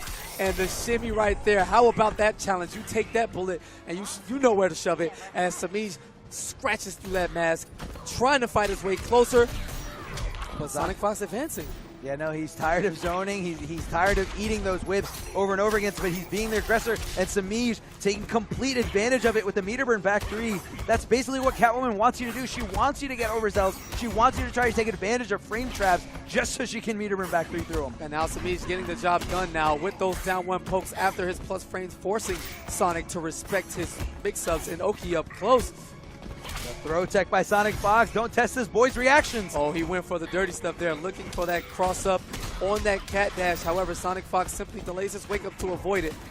Punish with the throw. No, not a punish. Sonicfox able to tech. How about a kiss? Kiss this, Floyd. And what's up with all the men trying to get kisses from the women that Semiij plays, man? It's nothing but disrespect. That's all it is. Nothing but disrespect. Underestimating your opponent. Oh, and the whiff punish by Sonicfox, and here's a clash. You were a skilled killer. Why rush the climax? Look at, see that shot? You're so forward, my man. You want to take this woman out first? You know, you want to slow down? No, you don't, and this is why you die. Jump in attempt, blocks the staggers now, commits to the trade chip damage territory. What's it going to be? Sonicfox jumping in, whiffs the back 3. Why these clutch situations? Playing with the hearts and souls of everybody. Does Sonicfox have enough? He does not spin the meter on the combo, but instead looking for the chip damage. Evades the trick shot, and that time punishes the dash in with a second trick shot. Reset of the bracket. Unfortunately for Semiij, he got that combo at the end. He didn't have the meter to meter burn the cat dash. That would have been over. It would have been done. And take a look at Sonicfox. That man is in his thoughts. He needs a word, needs a second. Looking back to the crowd, checking from his teammates. He's got the reset, but now in a precarious situation. You have to do it once again. Now, even sets between both of these men. They both have a bunch of characters. Not sure if momentum is going to mean anything here. Freedom to choose their characters over again, and Semiij is going to stick with his main. Yeah, both players, even though Sonicfox just won, both players are free to change their characters, and that's only because this is a whole new set. Yes. Begin. All right, game 1, the reset of grand finals. It all ends here. Captain Cold against Catwoman. First hit for Semiij. Anti-air with that instant jump 1. Semiij puts Sonicfox in the corner. Sonicfox uses that interactable to get out. Let's see how Semiij adapts to it, and let's see if he anticipates it. Because it's really a great tool for gadget characters to just get out of there. The corner is not where you want to be against anyone. An excellent challenge from Semiij there with the meter burn back 3 to go through Sonicfox's string and using the corner interactable to escape with that dive kick. Playing the patient game once more. Sonic not able to build any of that trait, looking to advance that gun to the level 2. However, Semiij staying right within the range that doesn't allow him to shoot, but puts up the ice wall. What's up? You are not welcome in this house, sir. Captain Cold with the denial, and Sonicfox making great usage of that 1 bar meter. And look at Semiij getting over that giant wall, that very quick rising hitbox of Captain Cold, crossing him up and taking that first bar. And challenging is Semiij with that cat dash. Not sure about the combo there. Sonic kicks him with the wall out of the snow globe, which would have been a guaranteed freeze. However, when you can recharge the gun and get another one right back to back, no worries in that situation. And right now, Semiij is dancing in and outside of the globe, because once you go outside of the globe, that freezer timing does reset. As you can see, Catwoman's body turn to ice in this situation. After a dominating sequence from Catwoman, who took Sonicfox's life bar about 30 seconds ago, the patience and poise. Again, he goes for that cat hop over the ice puddle, and Sonicfox ready to punish him for it. There's no way in hell that Semiij is going to go for that move again. Very, very risky stuff. Chucking all 3 boxes, trying to get any damage on the board that he can. Semiij has full bar right now. And big time trouble now as he gets closer to the corner. Doesn't really have the resources or the space to escape. I'm just toying with you. Here comes a blizzard of pain. Captain Cold clearly not a fan of the games Wonder Woman, Catwoman is playing with him. All these strong women just toying with the men, you know, it triggers me. It makes me feel a type of way, which is why it's just, I'm sure it makes you feel a certain type of way. And to me, getting that knockdown with the whip, trying to stay on top of Sonicfox, and Sonicfox opting to go to the delay wake up, kind of throwing off Semiij's timing. You know, this is the first time I'm seeing this full ice wall here. Sonicfox, Semiij not waiting it out. I feel like he really had no reason to go in. and punished there on the grab attempt. Cold feet. I've killed mice braver than you. And Semiij holding on to that one bar because he knows that it cost him the set last time. He knows that he needs that one bar to close it out in the meter burn cat dash, because once you get a hit, you can easily convert it if you have it. And looking for another throw bait is Semiij, but instead uses that back to chip damage territory. There's the low whip trip. Sonicfox blocking it all. Wow, that was really close with the evasion. The raw jump in to cancel. This time, going down to the last hit and the throw there. Now, had Sonicfox teched it or not, it did not matter. In NRS games, the initial grab does damage, and Sonicfox did not have the health to survive it, so Semiij is able to secure that game up 1-0 in this reset. And the anti-air whip, Sonic a little too close, running into the active frames, huge extended hitbox. Semiij backdashing out of there. Now he does have access to those interactables above his head. He can use them to swing in and jump in on Sonicfox. I'm surprised Sonicfox didn't change the stage there, but I guess he was okay and content with having the corner interactables, knowing that Catwoman can't take those away from him. All right, here's a level 2 up and active again. That snow globe, a huge blue ring of death. As he charges up, this time he's going to get the entirety of the damage deserved, and one more press of the button, getting that level 2 right back. And perfectly timed there. It looks like it was a clean punish by Semiij. That timing is so impeccable there. Very, very difficult thing to do there. And the delay wake up messes up his inputs. Messes up the timing, and Sonicfox ready to take advantage of it. Sitting back, hiding behind the globe, and charging up his straight. He wants that level 2. He's not using level 1 or level 3 at all. And again, so much annoyance and disappointment from that snow globe. It puts your entire game plan on hold, as you simply have to wait for it to go away or look to escape it. And that whip is slow enough when he's not in the globe, and Semiij is really, really looking for something he shouldn't be. And look at the whip punish there from Sonicfox. Now staying on the offensive. He's going to back up interactable at his disposal. Caught trying to press buttons at negative frames, and Semiij right on point with his challenge. Down to such a great tool by Captain Cold. Lowers his hurt box so much. It's really hard to stuff it. And now Semiij in big trouble. There's no room for escape but a jump back in this situation just on the outside. The meter burn road to escape, jumping out with that interactable and then jumping back into the corner. Jumping back into the corner, he's got no options left. He's got to get Sonicfox. He thought he could push him back enough to get out of the globe. And stuffing that wall right there, Semiij maybe learning something a little bit on the fly in this matchup. Desperately using that air tech right there, using his last 2 bars. And the damage over time from that snow globe. Sonicfox activates that icy defensive shield as Catwoman is simply killing herself by attacking Cold. And I'm pretty sure Sonicfox is going to do it again here. Yes, he does. Yeah, and Semiij brings his own death, the ultimate troll move, one way or another. And we see so many of those in the game. You have Scarecrow's trait gas, you have Atrocitus's blood-sucking puddle thing, and then the Captain Cold level of disrespect converted here. Look at this wall. You are not allowed in my house, good sir. No, it's a huge wall right there. I'm surprised that Catwoman's whip does even go through it at all. I mean, that's all she's going to do. The block there. Captain Cold looking for the kiss or some type of intimacy. Catwoman not really about it, but then wants to get all close. No, hold this block. Get out of my life. Get away from me, as he puts the ice wall up and denies any chance of her playing these mind games. Semiij switching, using his character select to go to Poison Ivy. And look, Sonicfox getting very aggressive. He knows that he can't give him any room to breathe. He can't give him room to summon that trait. And he connects with a jump in. This is gonna hurt. Frozen going, loading up that trait, putting up that wall, and the fancy display of perfect execution by Sonicfox. And so disgusting is that setup, that low kick into the death sickle, into the low puddle, low overhead, low, but in which order as Sonicfox is working on a near perfect. There it is. That's the answer in this matchup. You really can't sit back and zone Poison Ivy. Those vines are going to get you, but don't count Semiij out just yet. Meterburn rolling out of there, trying to get a little bit of real estate, trying to buy some space here, and their trade is out. So Captain Cold is locked in. As long as Poison Ivy doesn't get hit, you really just got to wait out that trait. All right, and Semiij found the escape he was looking for.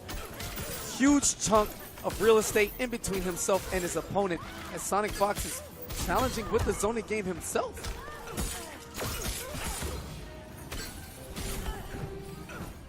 And Sonic trying his best to chase Semiij down, instead staying composed.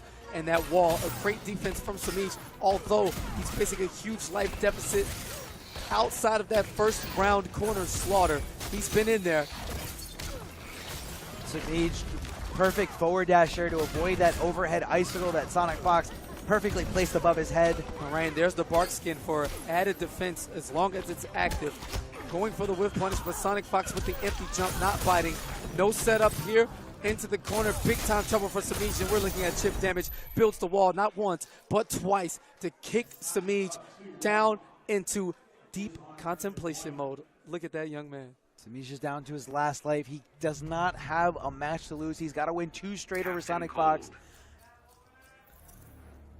Looks like he's going to be going Catwoman. He's thinking about it. I feel he had, you know, it all comes down to that initial scramble in the Captain Cold and Poison Ivy matchup. If Sonicfox just walked him to the corner, shoved that gun down his throat, and just mix up after mix up with those overheads, the lows. So here we are in classic FGC fashion, man. If you're gonna go down, you go down with the character that got you there in the first place. Semiij, Catwoman extraordinaire, to the Slaughter Swamp. One last chance to put a damper on Sonicfox's dreams to win back-to-back premier events. Back-to-back with Captain Cold, charges it up, continues the combo, not leaving too much damage on the ground. And here we go, a replay of that first round from the last game so far. Sonic pushed him to the corner and went with an onslaught of mix-ups. However, Semiij able to fight back now, not giving up much damage besides that initial combo. And here we go, baby. He's in business. There's the back three, the bounce. Cartwheel for the splat. Once again, Sonicfox not blocking, and the wake-up wall, a little bit of invincibility to get Semiij off of him. And look at the great use of that interactable, the alligator, using it to bounce off, getting out of the snow globe as quickly as possible. The unblockable stuff here, a little too slow to continue the combo. And there's a whip just outside of range. It's Semiij just outside of range once again on the low whip trip, doing everything, evading, and Catwoman showing off those cat-like reflexes. And the meter burn back through to get through the wall that Sonicfox has lunged towards him. Semiij has turned the tables here. Can he tie this up? Unbelievable play there in that first round from Semiij. This feline attitude, able to escape using the environment for her movement. And there you go, cutting it short to evade the anti-air attempt from Sonicfox. Here's the hard knockdown, and Semiij now turning the tide on this set as Sonicfox freezes. The Iceman cometh. Okay, Cole, we got you. But he wants to slow down Semiij's momentum with that freeze. Yeah, Cole's got some quotes of his own right there. Doesn't matter. We don't have to go into a clash.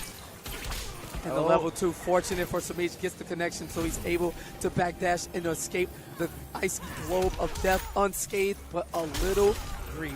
Sonicfox has been punishing that every single time. I don't know why Semiij keeps going for it. You just got to know when you're at a loss. You got to count your losses and move on.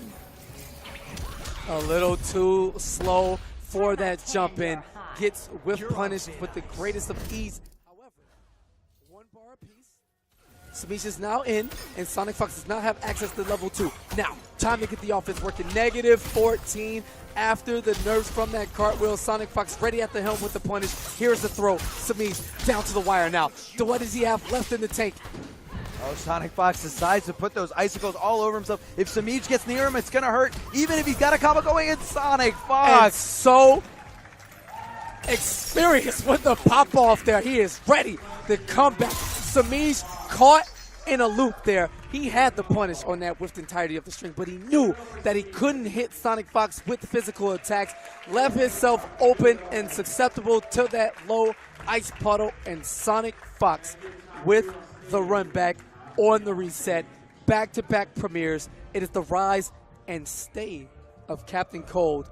Not a joke, not a one-time deal, as the Fox gets the job done, hugging his Echo Fox teammates. Too much foxes in too many sentences, so we're just going to leave that kid alone and cut to people in the crowd because they're beautiful. Chop versus Brainiac. Foxy does consistently jump into the air and go for a preemptive jump just to catch the shot for like 50 damage. She does that from the ground, but with multiple kinds of projectiles, and can combo off it really easily too. So here we go. This is Grand Finals versus Fighting 2017 IPS qualifier. It's going to be Brainiac versus Harley, and immediately this is what we're probably going to see a lot, that air shot to knock him out of the air. You also have to worry every time you see Tekken Master go for those instant jump ins, because the dive kick could follow at any moment. Very unpredictable. I mean, it's just there back to back, and there's a full combo every time. He's either going to go for a splat, reposition, or cash out damage. There's that delay, that spacing. Or 4-3 doesn't quite connect though. Tekken Master could have taken the life buff. It's a little bit hard to hit on those small characters, you know, those small little hitbox characters.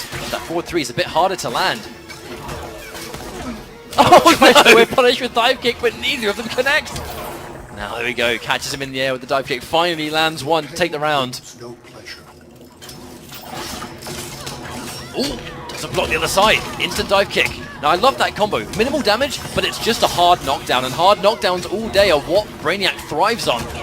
He's still holding the drone. Finally releases it, and there we go! At the last moment! She combos up it using almost like a Batman trait. Oh, there's a last minute cross up into the wager for Biohazard. Tekken Master with the adjustment. Now the difference here is that Bio has way more meter. Spending 3, wants to keep an extra 1. No doubt we see Tekken Master save his. He lands 1 dive kick, and he's in a happy place. Trip guarding mode coming out of Biohazard, that's going to do a lot of damage, but still very much down on life, has no wager now either. Oh, but another one back to back, that's the kind of stuff that Biohazard needs. I'd be very worried if I was Biohazard, because look, full trait, full meter. Oh wow, wake up just connected from a wild range. Getting a little bit preemptive with this wake up, so now it's going to force the clash early on. She got him Brainwhack. Can you believe it? Rude, she did it twice. So oh, there's the orb. Oh, there's the knowledge Biohazard knowing, and the anti-air shot too. Biohazard has done a tremendous job of bringing this one back from such a severe deficit. Hang on a minute, he's got him in the corner. Harley Quinn really likes having the opponent cornered. She has so many options. Right into the cupcake bomb, but again, she built so much meter, still with 2. Oh my lord, and there it is, getting him out of the sky. And I mean, this has been a turnaround. Such a life deficit, but a good block in the front, has to stay safe. And that's it, a clean punish. Biohazard brings the first game back. And a comeback like that, when you're on winner's side Grand Finals, way more important for you. I mean, that was a heavy comeback too. That was like 150% difference in life at least. Biohazard doing it off basically just trip guards and anti-airs, really. Now I think, yeah, straight back. He thought about this in winners finals. He wasn't really going to go with Brainiac the entire way. He did hover over a couple of characters, mostly Atrocitus. And this is just a straight up run back of Combo Breaker, CEO. I mean, this is a match they've played many times. Now, I don't know how much Atrocitus and Tekken Master has played since the patch. I know he's been quite vocal about not believing the character can compete anymore, so I'm not quite sure how much faith he has in the character. He doesn't say he has chosen to pick it here, so there must be some degree of belief that he thinks he can do this. The problem is that I don't think he actually likes this matchup very much either, so this is quite a bold call. He must feel like there really isn't anything else he can do. But if you're Biohazard, I mean, you've used Harley Quinn from start to finish throughout both of these sets today, and it's worked. At no point has he needed another character, so he's way more comfortable with a wake-up tantrum stance. That's another full combo. That was a clean punish on the cat as well, already half of it gone. Oh, tries to knock him out of the air, but just can't get a hit. Biohazard very comfortable right now. Both hyenas locked and loaded. But you can see, right, 600, 500 that is left on this bar, but Atrocitus, he still hits very hard. If he gets the right opening, he can definitely take this down a little bit. wake up interactable. I mean, those interactables, a lot of them do have armor on meter burn, so if you're against something like Atrocitus, fantastic defensive option. Look at this zoning game from Biohazard, using these hyenas and the cupcakes perfectly together. And he's trying to down 2 on prediction of the shield, I think it's because it hits multiple times. Nice bout of chip damage though coming out of Tekken Master, has Biohazard cornered, this could be good for him. Oh, jumps clean over into a full punish with the puddle. Now, this is the opening. Reposition, he's going to get a bit of juggle here too. There's the splat. The forward 3, hang on! Now, the clash has been used, but I believe he might have trait here, or he got it right before it finished coming back. I just talked over like the best interaction dialogue, I'm so sorry. You did indeed. I'll never do it again. Alright, here we go. Still though, Biohazard still near the corner, but a lot of space between them right now. Oh no! Puts himself in. There's the push block, doesn't want to deal with the mix-up at all. Another full combo, but another... Your absurdity. Oh, never mind, you didn't say it. Never mind, we'll just move on. Well, I think it's funny. Right, 1 each. Big change. He's not going to be able to launch without trait now, and his trait is gone for almost the entire rest of this round. He's not going to have character power. He's preemptive anti-air breaths just to try and catch him, but Biohazard really has no reason to go in. Oh, the drops his combo though. That's a big punish from Tekken Master, but the air tech to keep him alive. Now guaranteed trait. He's in trouble now.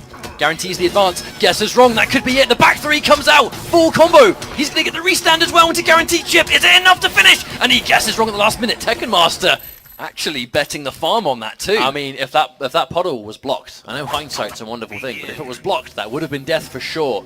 But he's sticking to it. Oh, and there's the puddle. Oh, oh no! Too far away for the back 3 to connect. And there's the orb, just to get it. Some pressure on the go. Oh, there's the overhead, going to take part.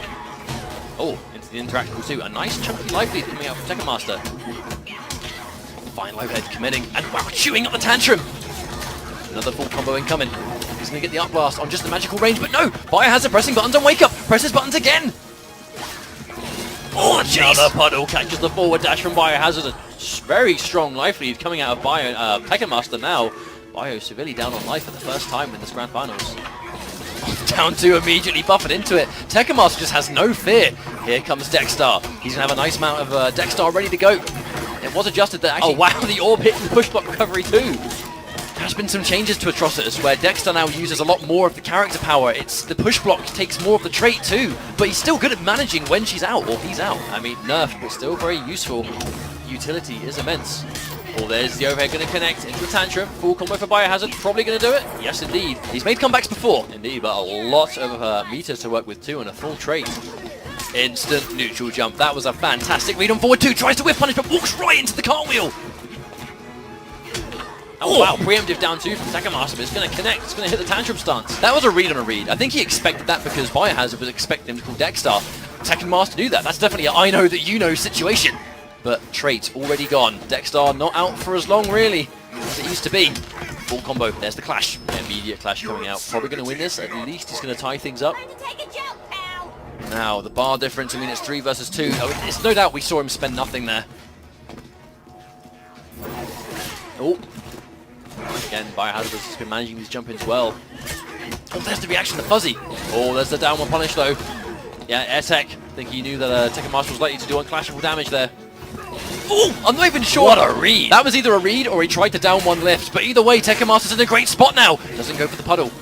They wake up, take as little chip as physically possible, and it's not enough! Jumping into the Dexstar shot. The Atrocitus pick, funnily enough, is doing wonders for Tekken Master. That was going to be a tough situation for Bio to come back from, though, when you're down on chip. Now, we've seen him beat with, I was about to say, Bane. We've seen Bio do it with Bane before, all the way back at Combo Breaker, but there's been some time since then. But let's not forget, Bane received some love in the patch, standing 1 being a lot faster, a little bit of damage added to the meter burn section of his special move, so hits very respectably now as well.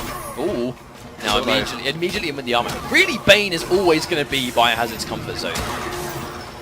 But as long as Dexstar's there, if Bane can keep Atrocitus in the blender before the Dexstar shot comes through, he's good, but it's definitely 2 big bodies.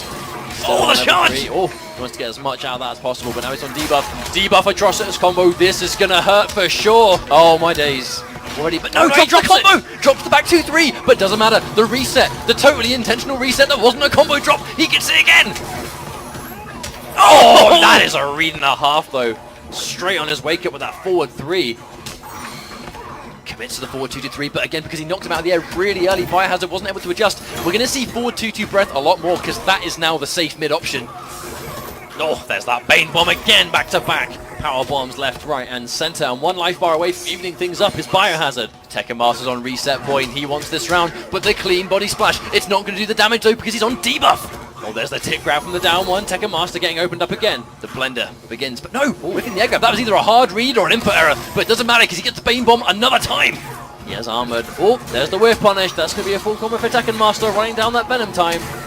One more final hit just to guarantee, but it just commits! No fear on the side of Tekken Master! That's going to be it. The Venom is back. Now, what do we see Biohazard go towards here? There's the meter burn extension. I mean, Biohazard hits him twice, he's dead. He's got 4 bars of meter. Now, one more time. He gets a hit confirm, but the clash before! That no doubt might have been a super. There is no way that wasn't going to be going into some kind of meter burn back 3 super, something that was going to kill. That was the perfectly timed clash. Dexter, he let him get Dexter out. This might be the game. No, it's going to be difficult. He starts the clash, but does Tekken Master even let him do it? Oh, the armor through into the pile driver! That's going to even things up 2 games apiece. Biohazard bringing it back with Bane. I mean, normally when you block successfully and you try and deal with Dexter shot afterwards, armor is a go-to option. No one in this game is more armored than Bane. But here we go. Does he go to Brainiac now? It looks like he's doing it. Does he not want to deal with the matchup, or is he going to think about it? Brainiac versus Bane, I mean, this is... we said this matchup you don't see every day. Brainiac versus Bane is absolutely one of them. I mean, no matter what happens here, this is reset point for Tekken Master. So, if this works well for Tekken Master and Bio goes back to Harley Quinn, he's still at least reset the bracket. But, that being said, this is a matchup we haven't really seen before, but already going in the favor of Biohazard. Brainiac is not going to be able to get off the ground as easily because he has a single hit and wake up, but there's the punish. Clean punish. He's going to get a splat here. What's the mix? Does he bait? Actually, there's no wake up at all. The backdash, what a read! Really smart coming up for Tekken Master. Another combo, another splat. Gets the exact same combo back to back twice. Dive kick. Instant! Surely Bane's going to have an easier time punishing that dive kick now. His standing 1 is so much faster, but it's not even going to matter. Big combo coming up from Tekken Master. Oh, that's the reset point again. This pick to Brainiac so far has been fantastic. He's basically making Biohazard play a rank match right now. You know, 1 single game. Oh, and there we go. There's that standing 1. Punish on the transition. Even though it's fun to watch, that probably isn't what Biohazard wanted. He's going to do as much as the combo he was going to do initially. Well, we have a nice, fresh, new series of interactables. The wake-up charge, safe on block. Oh, goes underneath. He's on debuff, so he's not going to kill. But that combo by itself on the debuff time. Oh, get back down here, son! Tournament point for Biohazard. The armor break! I mean, it's going to be armored, but it's only 1 hit. If it's going to match the trait, then, I mean, that's it. You armor break it for free. Long range confirmed for Tekken Master. 2 drones. Space invaders all over the shop. Oh, that's going to be the charge. Level 3 Venom. He's going to hurt for a very long time. All the overhead. Oh, he jumped out! I mean, that jump might have been something he's going to regret for the rest of this tournament, but he has to capitalize now. He's got more meter. Spends 2, knowing Bio's not going to spend any. This is Bane. If he can manage this Venom, 735 life is a delicious amount to take away. There's the block, staying safe with the meter burn. But here comes the trait. Amazing blocks on the other side. Is he going to go for unclashable? He is. 1 more hit could reset the bracket, but no! Oh, the wake up's getting through. The power driver back to back. This is going to be the next read. He gets through it. Is that going to do enough? Stands on the back, breaks the backer. Brainiac, 12th level intellect, cannot survive. Bane on level 3. Venom and Biohazard is your champion of Versus Fighting 2017. What a display. I mean, what a matchup. We saw Harley Quinn, we saw Brainiac, we saw Atrocitus, Bane. I mean, what a way to finish things off where Biohazard goes. He didn't lose for an entire year. He then was the best player in MKX. And so when people were talking, when Theo decided to come back, what will he be like? Will he be that? The name is Supergirl. Then get ready for me to kick some ass. Will he be that player who could beat Sonicfox? Would he have beaten Sonicfox back in Injustice 1 times? Everybody used to talk about that stuff. And they have played before in Injustice 2, but I love it because there's always that huge backstory behind this. Oh, yeah. The best of Injustice 1 and then the next best of Injustice 1. Sonicfox ready to use that stand 3-3. It is plus on block, which means that he can move before his opponent can. And Theo respecting that pretty well. No meter, he just spent it on the meter burn 3.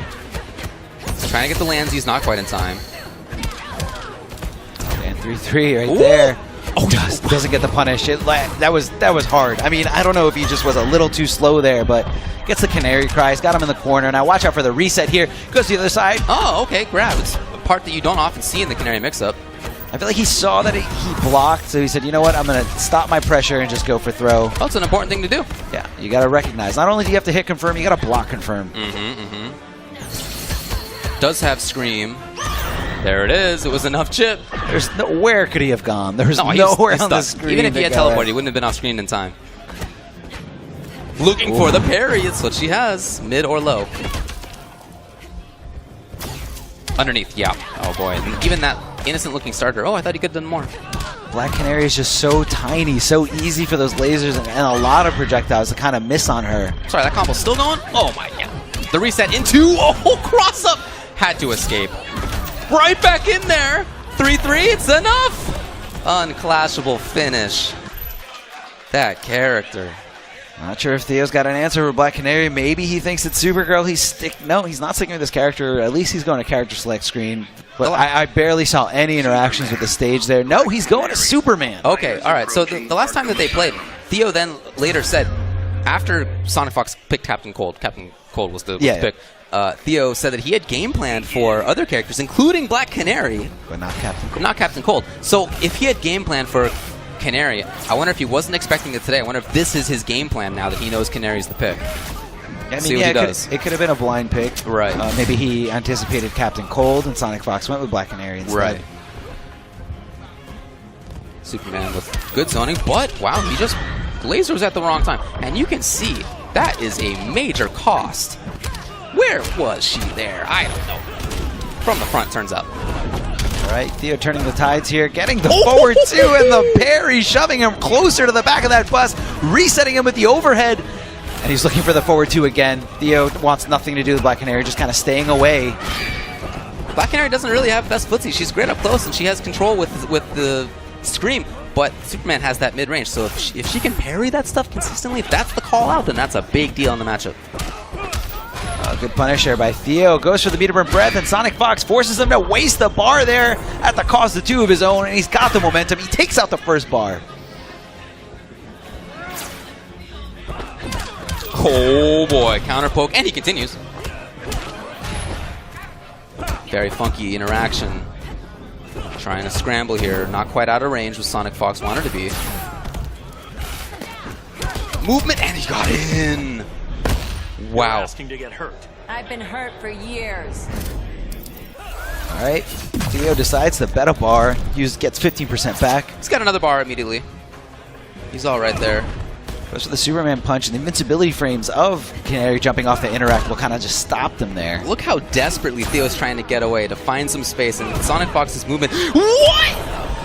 That was the sickest. He didn't get much out of it, but wow. Just reacted. I mean, that's this kid's reactions here. I mean, I've been seeing it this entire set. When Theo tries the laser on the ground, Sonicfox just kind of jumps at him. He sees it coming. You know, the faster you can react, the more options you have. Sure. The fewer mix-ups there are. Right? Yeah, exactly. You don't have to guess. You can just see. In there. Scream. Safe. Oh, he got the hit. He got the hit. Yeah. And with no clash, this mix-up right here, he went for overhead. Still safe. Anticipating the interactable. Good stuff by Theo, taking his time. Had the meter burner for safety. Now, Superman does have a lot of anti-clash potential, but Sonicfox is not giving him the chance. Teabagging his own teammate right here on stream, on stage, in front of everybody. This man has no disrespect, has no respect for anybody, just dishing out disrespect after disrespect. It doesn't matter who's on his team. It doesn't matter who's his friend. He doesn't care. He's just trying to make a statement, showing everyone that he's the best. Sonicfox threatening, and you can see what a threat it is because he's forcing Theo to back up. Theo's not doing much in the way of forward two now. He's clearly worried about the parry. Good conversion here. He's going to put Black Canary into the corner, but she does have that bench, and Sonicfox doesn't use it. He's going to save it for the rest of this game. The low. Yeah, it gets over by the low. When she kind of picks up her leg, you can kind of see the overhead coming. Oh, man.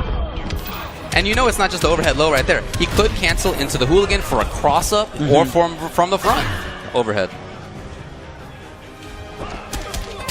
Whiff punish. Tap out if you need to. Oh, hell no. Yeah, nothing. It was so early. He just wanted to get out of that mix-up, which I understand for sure. Yeah, more taking more advantage of the fact that he's avoiding all that damage. You know, not really getting anything back. But that's his only clash. Only one clash per game. Trying to stay away again. Oh, he's over it. Okay, well that's good to see. For Theo's sake, because so far he's just been getting mauled. It's been very difficult for him to find moments where he can get away. The fact that she is advantaged or at least safe on block is pretty wild up close. Look at that. Mix-up upon mix-up here. Where is she? Hey! Was she in the corner? Was she not in the corner? The flip, because what else is he going to do? She got the parry. That is a mind killer right there. Here comes the showstopper. Won't stop me. Almost at the end of this tournament right now. This the is down. If there's a scream, it might just chip to death. Got it anyway! And what else would it be than the parry, which just was a thorn in Theo's side. It blew up the Superman punch. It blew up forward 2 in footsies. And it blew up little counter pokes. Just like that. Controlled a lot of the mid-range. I mean, a lot of that was implied threat. Like, it's very interesting. Superman has great footsies, great laser control. That's not his major training partner, one of them, was Sonicfox, and Sonicfox was like, hey, Echo Fox, I got this guy. Oh, really? Yep. Oh, shout-outs to Sonicfox hooking his homeboy up. Well, with good cause. Look Yeah, at how I well know. Theo's doing. There's no nepotism in that, Yeah, right? That's Sonicfox saying, I want the strong guys on my team. Absolutely. Oh, there we saw again a bunch of times already that breath going under all of Black Adam's punches.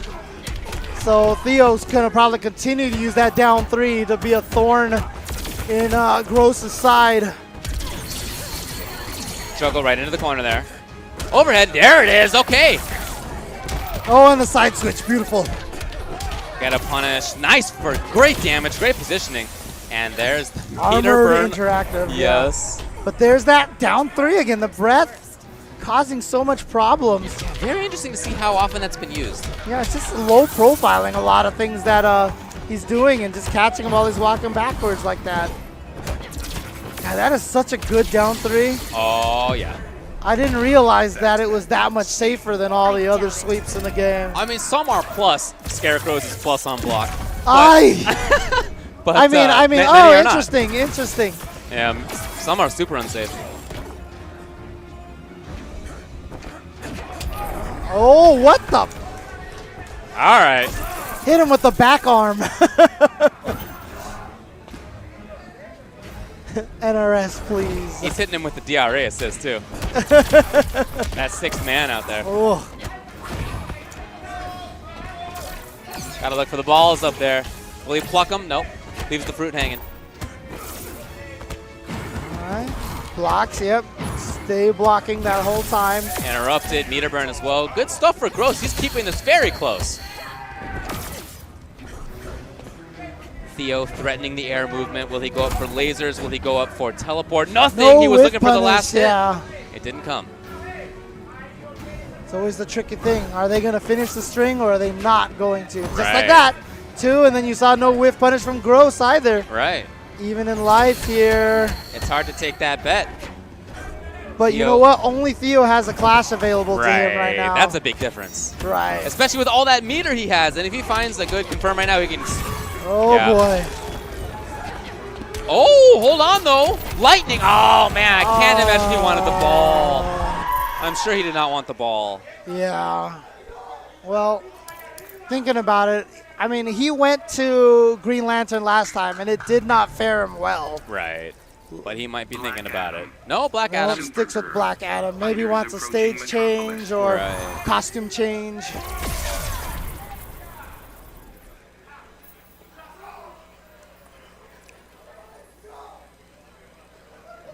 Begin.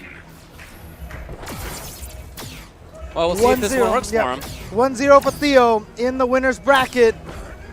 Gross has to win 2 sets to take this from Theo. Oh, yeah, he's got a long road, that's for sure. This is a stage with some very threatening interactables. Background bounce in the middle of it as well. Corner has that command grab interactable.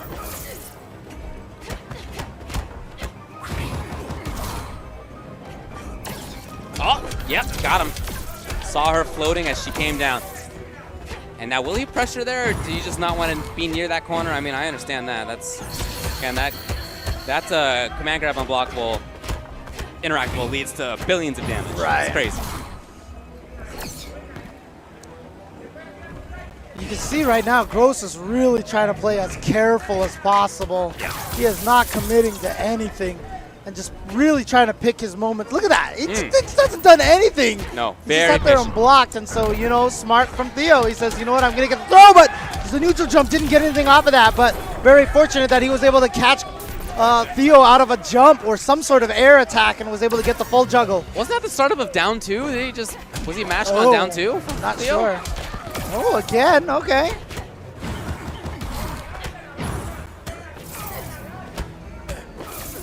A lot of down 1 trading. Down 1 for her results in more damage. Oh, that was tricky. Yep, the mid into the low. Sick. For the life bar even. Okay. Kryptonians call that a beatdown. Right in there. Oh, same thing, went with that mid-low. And look at this, all of a sudden, Theo with so much momentum, forcing Gross to use this clash. He had full super, so he gets however much he wants back. It's 25%. Yep, and still has 2 bars left, so that was a very good clash for him. Wow, whiff punish, sweep punish on the landsies too, and Theo is looking great right now. Oh, okay. Hold on, Gross. Very much in this. The intentional drop to pursue better. And meter spent. Now Theo, if Theo clashes, maybe not come up. And certainly now, Gross doesn't have any meter.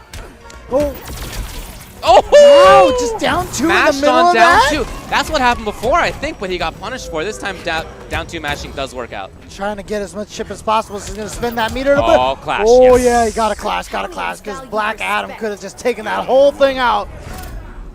He had a bar while Gross did not, so he gets whatever he wanted. Oh, whip punish! Oh my God! Like you said, Theo, just pulling that. And actually, if he doesn't, Oh boy, that could have been it as well. As she landed from down 2, she is quite punishable. He could have come in with forward 1 footsies, and he did not. And he did not. So now Theo is at tournament game. Begin. that's right. If he can take this one, he will be your first attack champion. Coming all the way down here from Southern California. Gross here, originally from the Dominican Republic, but has been living in Florida for a long time. So he's got roots in the Caribbean, no doubt. A lot of the Caribbean players go to CEO because it's so close, yeah. right? It's the first. That's where I first met Mono. There you go. Played him in tournament. Nice. Out of the air, good damage. See what the setup is afterward. It's the restand where she does not have advantage. Oh, neutral jump is going to blow that up with a cross-up. Oh my God, Theo looking so sharp here. Almost looks like it's inevitable. Do you hear that, Theo? That's the sound of inevitability. Hey man, it would have been cool. Yeah, I definitely messed that one up. That's why my SAT English score wasn't very good. Meanwhile, Theo is still pressuring really well, safely as well. And the movement looking good. Neutral jump. Okay. Get some good damage off of this. Black Adam damage. Yeah.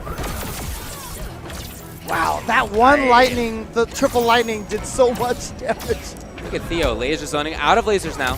Dude, he had not done a lot of laser zoning at all. You're right. Now, Theo knows he's in trouble for chip damage, so, yes. Yes.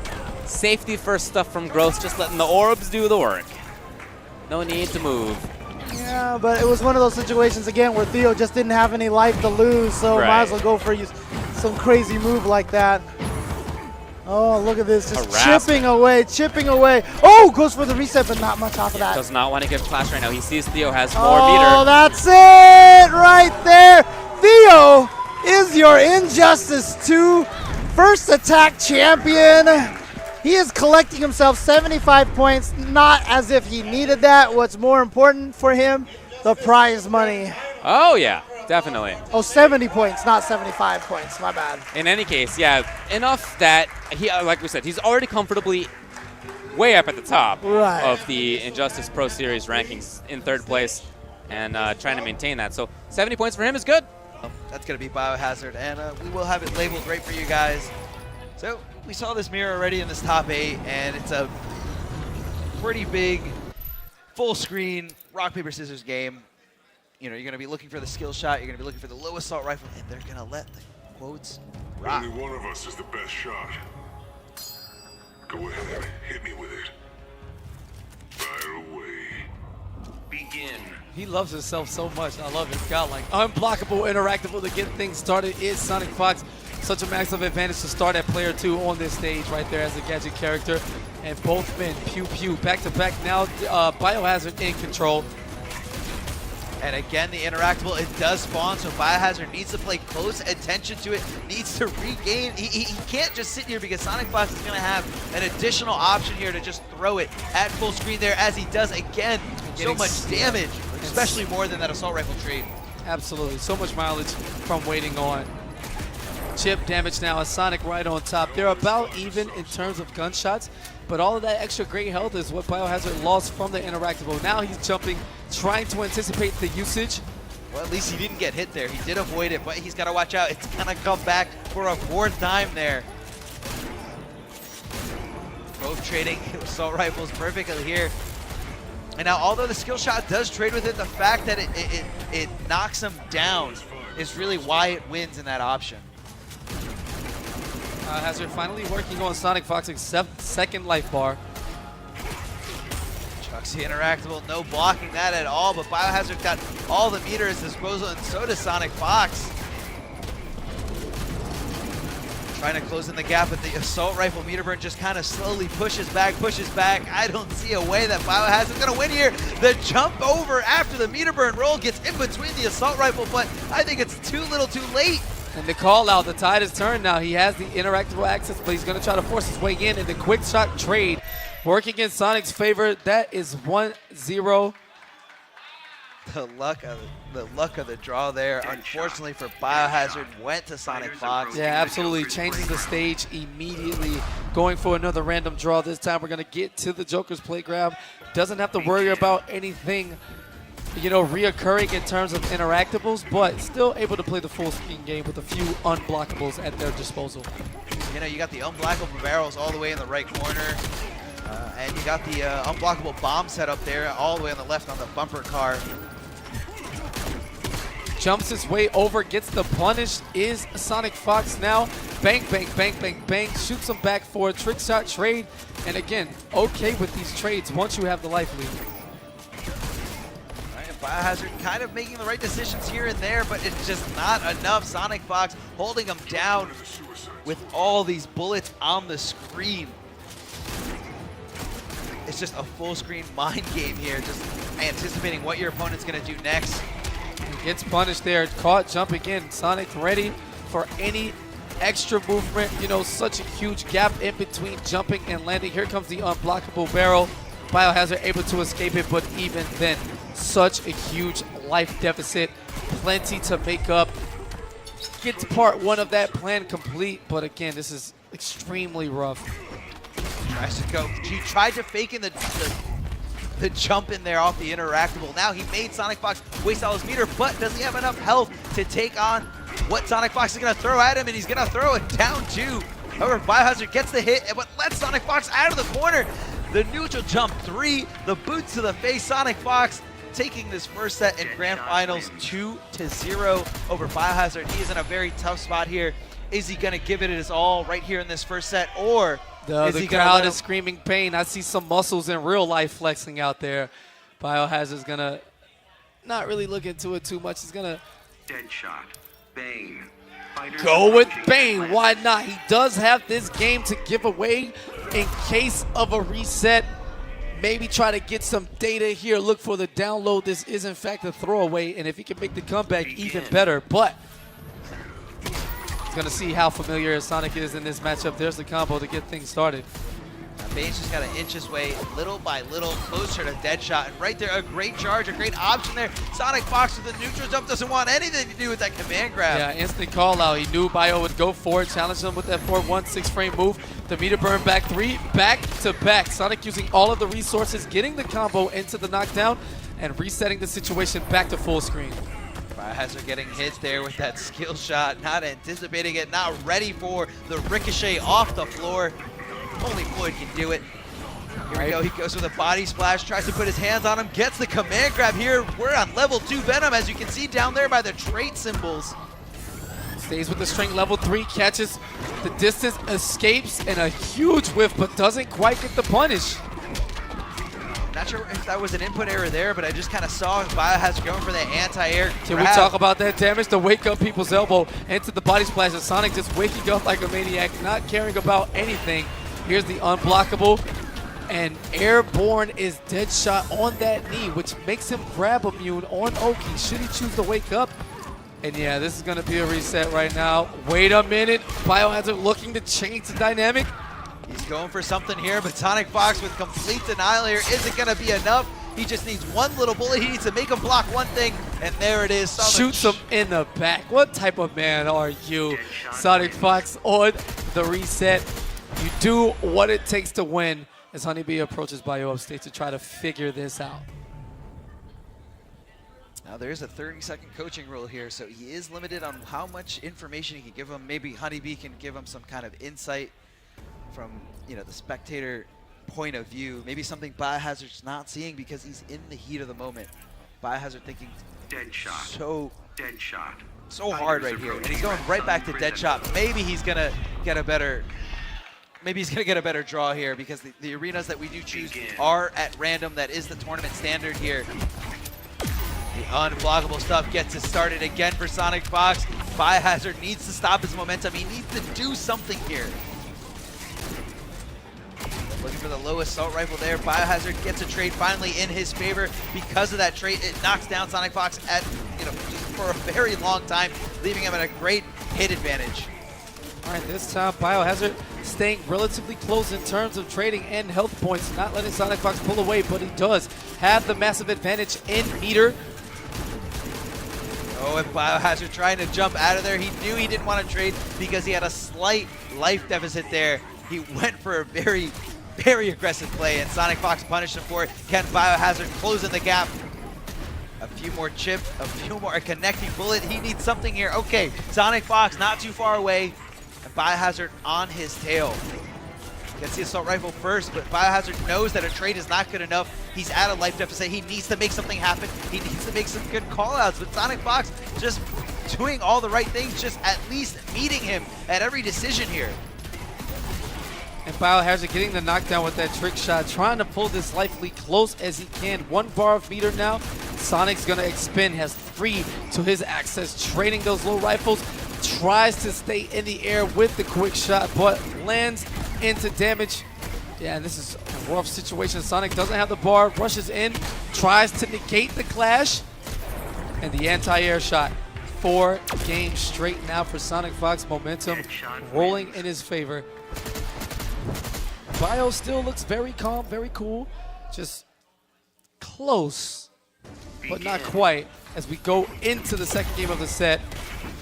And then Sonicfox does get that first hit there.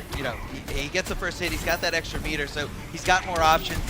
He's got more things to draw. But here we go, Sonicfox being the aggressor this time, trying to put on a show. Showing Biohazard, I can get you at all ranges. I can be in your face or I can be in full screen. Uses the interactable there. Now the interactable is going to come out no matter what, as long as his hands get on those controls. There they are. Hits 3 hits to get him off, but again, the drone's still coming out. This corner control, though, excellent for Biohazard as Sonic wakes up, able to escape. Oh, it just traits up right in his face, but this time Sonicfox ready to be the aggressor. Goes for the throw. Biohazard losing that first gray health bar before Sonicfox. This is a bad setting for him. Hits the raw jumping combo, doesn't commit. Yeah, the perfect jump in there by Sonicfox. He's got a pretty nice life lead here, about 30% in that red bar. Biohazard traits up. He wants to rely on those blue bullet traits because he needs to knock him down. And there we go, we finally get a clean hit. No trade there, but tries to jump out of the meter burn portion of the low assault rifle, but to no avail. Biohazard is pinned down by so many bullets at full screen. He just can't get the lead in this mirror. And great chase down with the back 1-2, looking to mix up with the overhead, but Sonic is going to challenge the plus frames into the Assassin Strike for the chip kill. 5 straight games now. Biohazard going into Thaw, has to figure something out, whatever it is. He's going to need a miracle run. 6 games. Dead shot. He's got to go 3 games straight here. And, you know, whoever he does pick, he is locked in. So he is locked in here to dead shot, but I don't think Sonicfox is sweating it one bit. 4 dead shot mirrors, all in Sonicfox's favor. Biohazard needs to switch it up, and Sonicfox again taking the lead there with that down 1, gets that meter. Meeting him with the high shot there. Checking with the down 1, and the neutral jump gets around, and Biohazard seemed to be doing pretty good there. But Sonicfox is not far behind. He wants the lead. He doesn't want to let Biohazard take advantage of the momentum. And getting it right back is Sonic after that combo sequence into the chip damage territory. He's going to keep Biohazard back at full screen and disallow any combo attempts he wants to make up the damage he's fell behind so far. Right, the high shots are meter burn for extra damage there, and the knee is blocked, and the respect there from Biohazard did not want to challenge, even though the frame advantage is on his side. Takes out the trash and tosses it across the courtyard. More bullets to follow as Biohazard traits up. Kid Sonic pressing buttons, knocks him down again, using that trick shot. A lot of chip damage right back at you. Getting him there with a high shot, knocking him down on the ground, and the shot meeting before Sonicfox gets his bullet on Biohazard. Again, Biohazard always going into this final round at pretty much with this much of a life deficit. Just cannot get the lead on Sonicfox. Sonicfox has all the right rock, paper, scissors reads in this dead shot mirror, but this time he's going in, switching it up. You can't split my bullets. Bet you 10 grand I can. And this man is going to bet himself. I'm pretty sure that's called collusion or something along those lines. As we get into more shots. Trick shot up front. There's the overhead into the continuation. And you know that's all she wrote. Sonicfox, teabag, and a title to follow it. The 6-0 and grand finals. Oh, he's getting a little bit fierce now. I got to watch this Fox. He's growing up before our very eyes.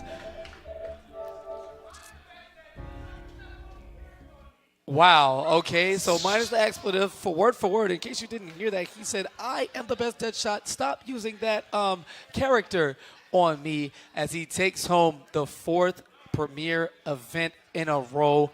Sonicfox winning Vienality, Summer Jam, Absolute Battle, and now ECT closing out the season in the most dominating fashion, the W. No other way to cut it. Sonicfox. Yep. So we have grand finals. So Rudi needs to reset the bracket. Yep. And Red Hood actually does one of Batman's debatable bad matchups Yes. out of the ones you can count on. Like, yeah, I've been saying over the last few months he was overutilizing the tackle, like the dive. Yeah. He was using that way too much. The last match there, he really slowed himself down. He worked at his speed, his pace, and it paired off from. Yeah, he did have to play the lame game, and everyone saw it. It happened. But that's what he had to do. He adapted to what had to be done to get the win, and he got it. Wonder Woman didn't have the ability to overcome the projectiles, so he made good use of his tools. Are we good to go? I think we're good to go. just checking. Right, they're good to go. Yeah, we're good to go. Yeah. Right, they're turning my mic down, so I won't shout yet. Let me know when my mic's down. Yeah. 2 seconds of showing some audio issues there. Yeah. But yeah, he adapted to what needed to be done, which is good. I would like to see him continue that and not use the tackle as much, because he was getting blown up by throwing it out. It was getting blocked. It's so punishable. If he doesn't have the meter to make it safe, he's just eating. Especially against Madzin, easy 400 plus damage plus setup. Are we good, AJ? Sorry. Are we good now to go? Yeah. Yep.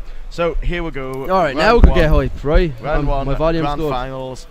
We have PND Madzin, ED Rudi, Batman Red Hood. Oh, this is the start. So yeah, this is. Rudi needs to reset this bracket. We have Madzin. You just notice there's no Irish grand finals. No. As usual, that's the Celtic Throwdown spirit. No Irish grand finals. That's how we do it. That's how it is. They come over here and we just can't defend them. No, That is. this is not. It's not this only game. I have to say. No. But anyway, we have Madzin with a good life lead. Rudi here we going go. in, but he's going Watch for the setup, safe. watch the He's not setup. using any Oh. bar. Oh, whip punish. He's not committing to any bar. He's just keeping it. Safe damage, safe damage. Right, Madzin. Playing space game. That's punishable. That's It's really hard to punish. It's a tackle, so it's unsafe. So I think it's like -11 or something like that. I can't fully remember.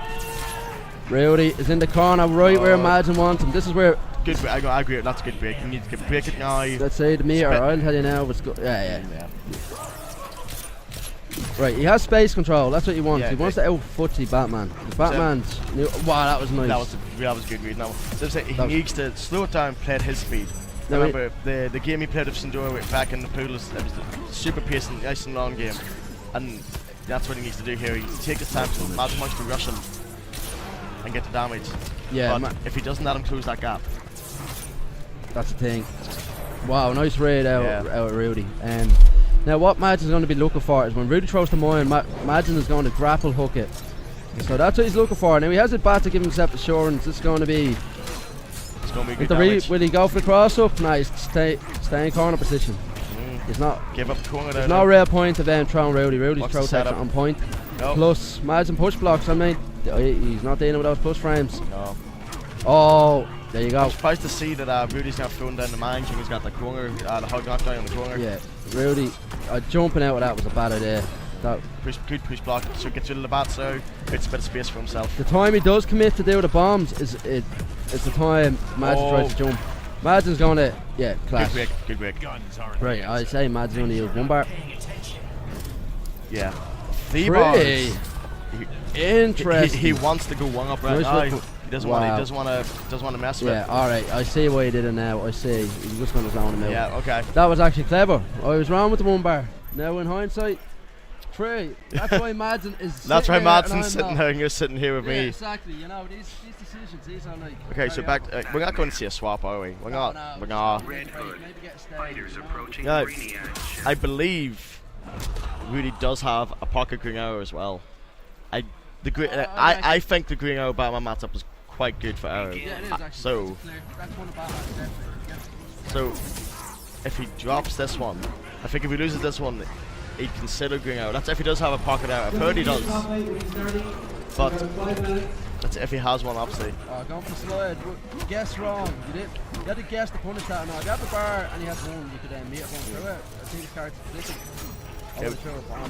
Oh, that was good setup. Nah, too ambitious. Madzin got flipped, crossed up. He could have got a lot more damage from both those there.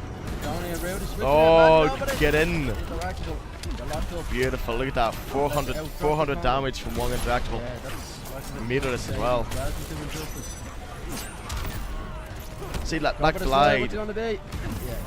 That's super close as well. Oh. Dropping the combo. Madzin. Now this game's getting a bit ugly right now from both players.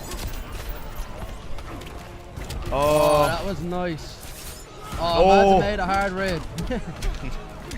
You do not want Madzin on this health, man. Madzin on this health is like you've backed him into a corner. Nuclear power. No, don't do any parries. Are you crazy? Okay. He avoided that could have been a lot worse for that little bit of health there. Madzin's in the corner now. Red Hood has really good corner pressure. You know, you could throw out a bomb and not blow it, and you could,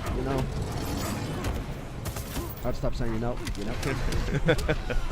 We're asking a question there, fine. I was literally asking a question. That wasn't him. Okay, so the cross-up actually pushed him out of the corner. So I don't know if that's really what he wanted or not, but.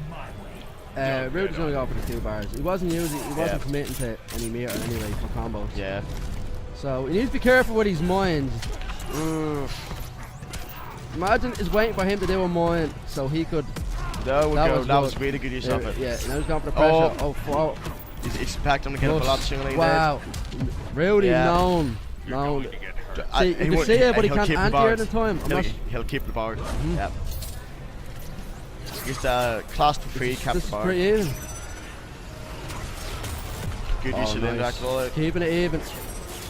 Madzin just like, yeah, I'll take this. The risk is in his favor. Yeah, that was right, Madzin. Yeah. The risk was in his favor. He could keep doing that and take a few more, you know, with help. See, the problem is with the Mang and the Shuriken, Yeah, the startup. game. Yeah, That was pretty close, though. That was pretty close.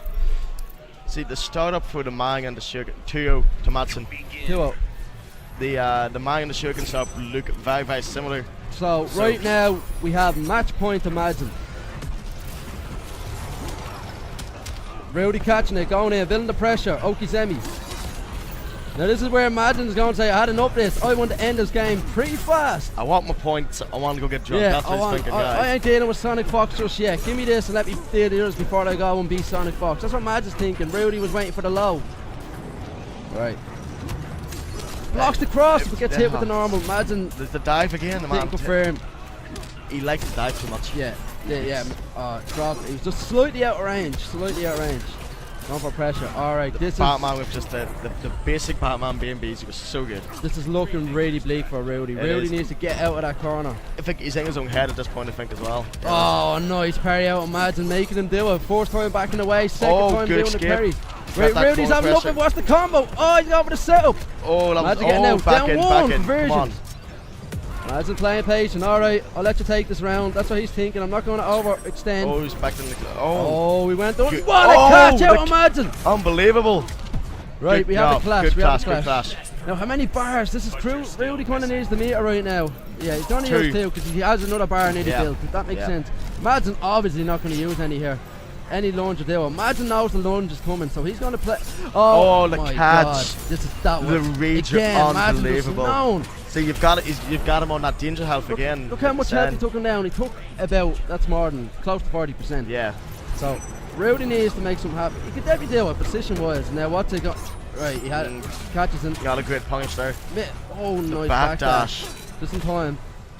Well, you're seeing why Madzin got to where he's got to in this Rudi not push blocking. I haven't seen a push block. There's the meter. The dive. He's using that way too much still. Okay, this could be good. What's the setup? Yeah. No, your setup. Oh, nice air to air raid from Rudi. Rudi knew Madzin wants to get in and get the pressure going. They'll go 1 each. No, 2-0. I don't think he needed the 2.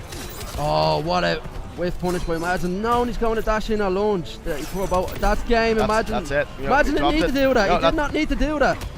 Alright, that's game. And your winner of Celtic Throwdown and making it to the IPS Pro Tour. Pro Series. I should say it properly. No going in. Fox for him. So I think he's going to be at minimum 15th place. So that means to be no Sonicfox first match. So that's what that means, and that's really good for him. So he came over here to get the points, and he where's got he going? He took our points. Does he have props? Yeah. Oh, for the. Yeah, I don't. What's? Oh. What's this? Yo! The sticker! This is the Madzin sticker! Hold up there, you hold up. You look better holding shit up. This is the man, he came over! And own fighting games. So Maybe this he thinks these fighting games aren't good enough for him. Oh no, I certainly don't think he thinks that. Would you wait? Would you want to play a game that Sonicfox made? Could you imagine how busted that game could be? Well, I'd be interested to see him just beating everybody in his own game.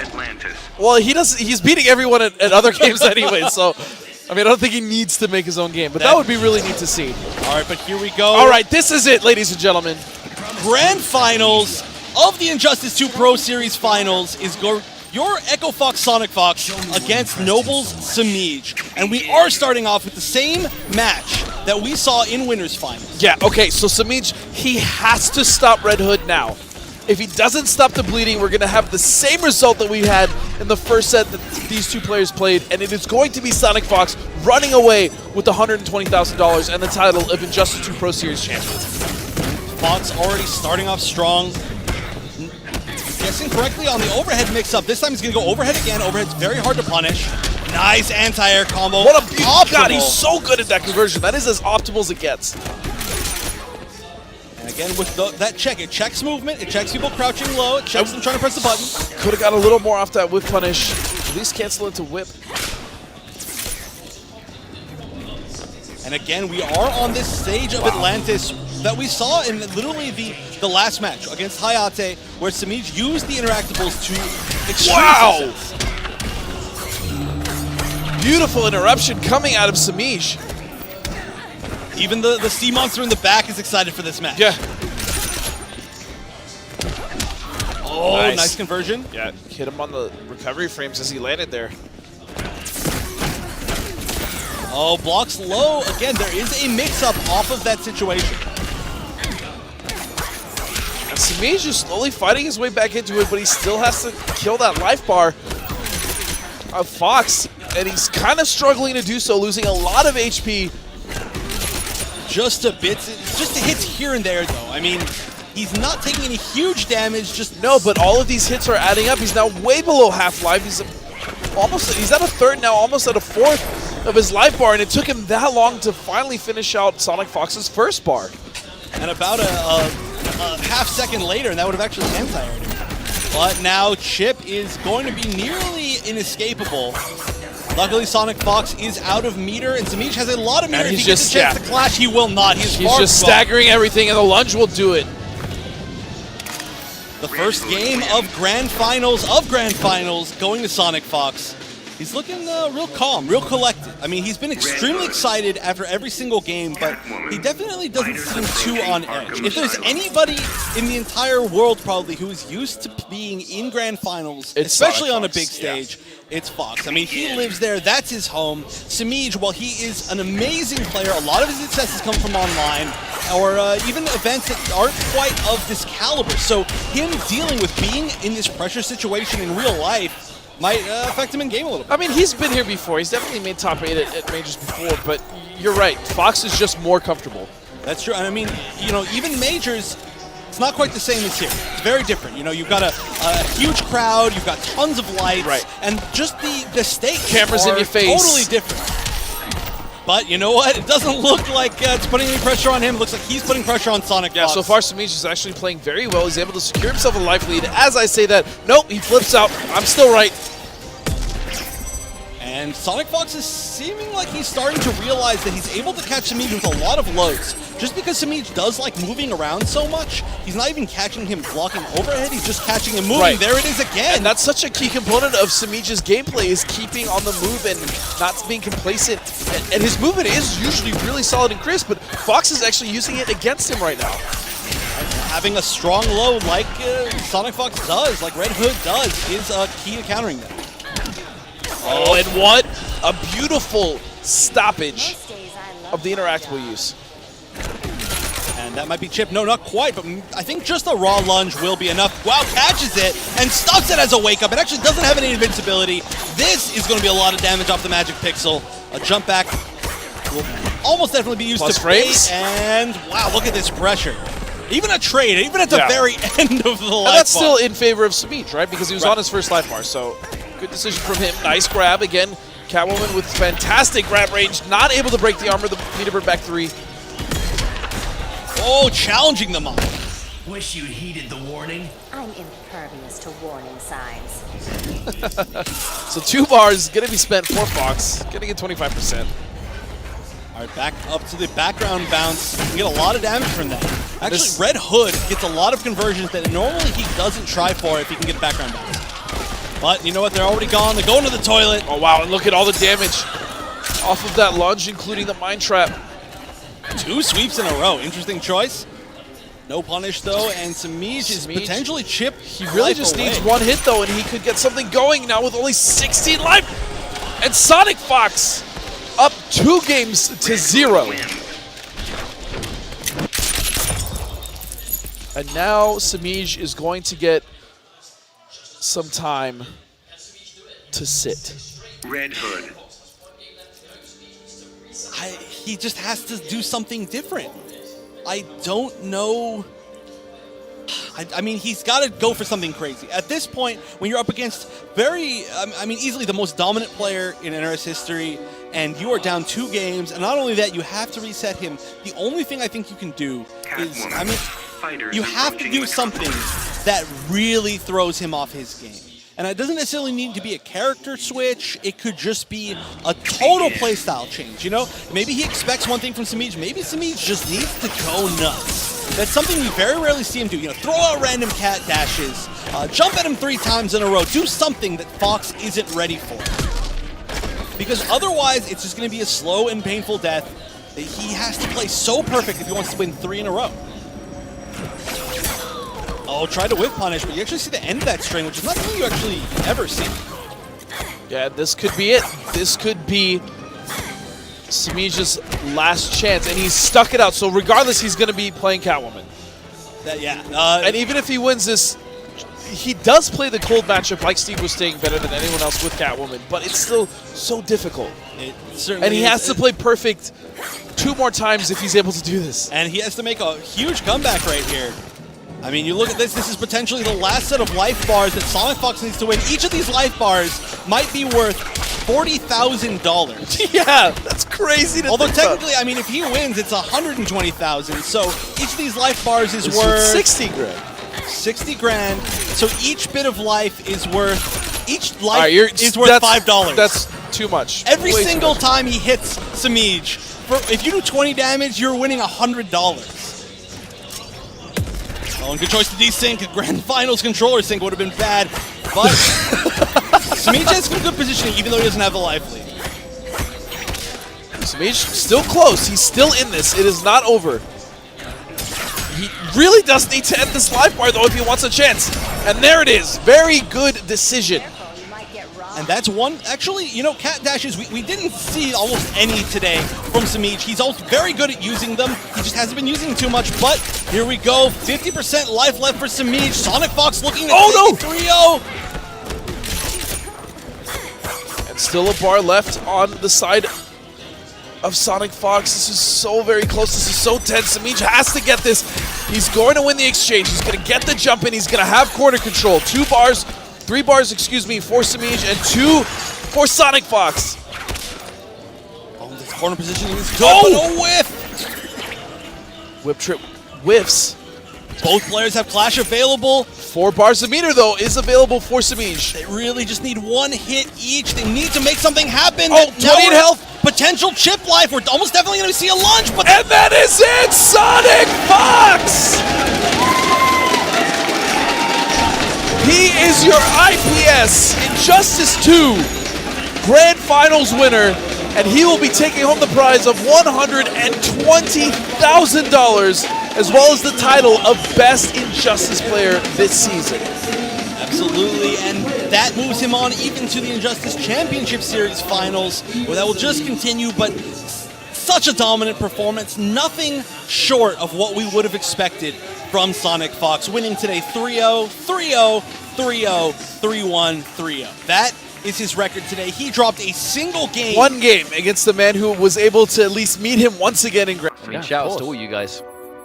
But this is the Grand Finals, the Injustice 2 Path to Pro, presented by PlayStation 4. 12 weeks of constant competition, down to 2 final players. These guys will both be present at the World Championships, and they have a good expectation to be collecting some heads. It's a Batman specialist, an Atrocitus specialist, and this is the final set of the entire tournament.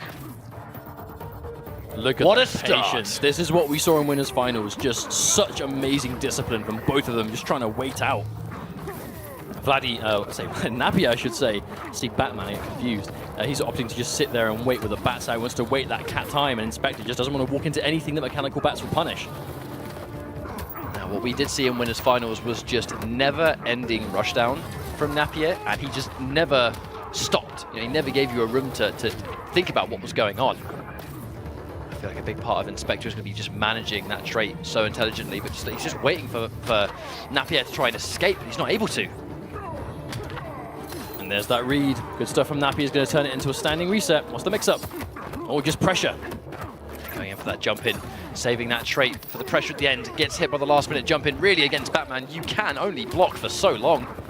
All catches the backdash to Napier, but he doesn't commit.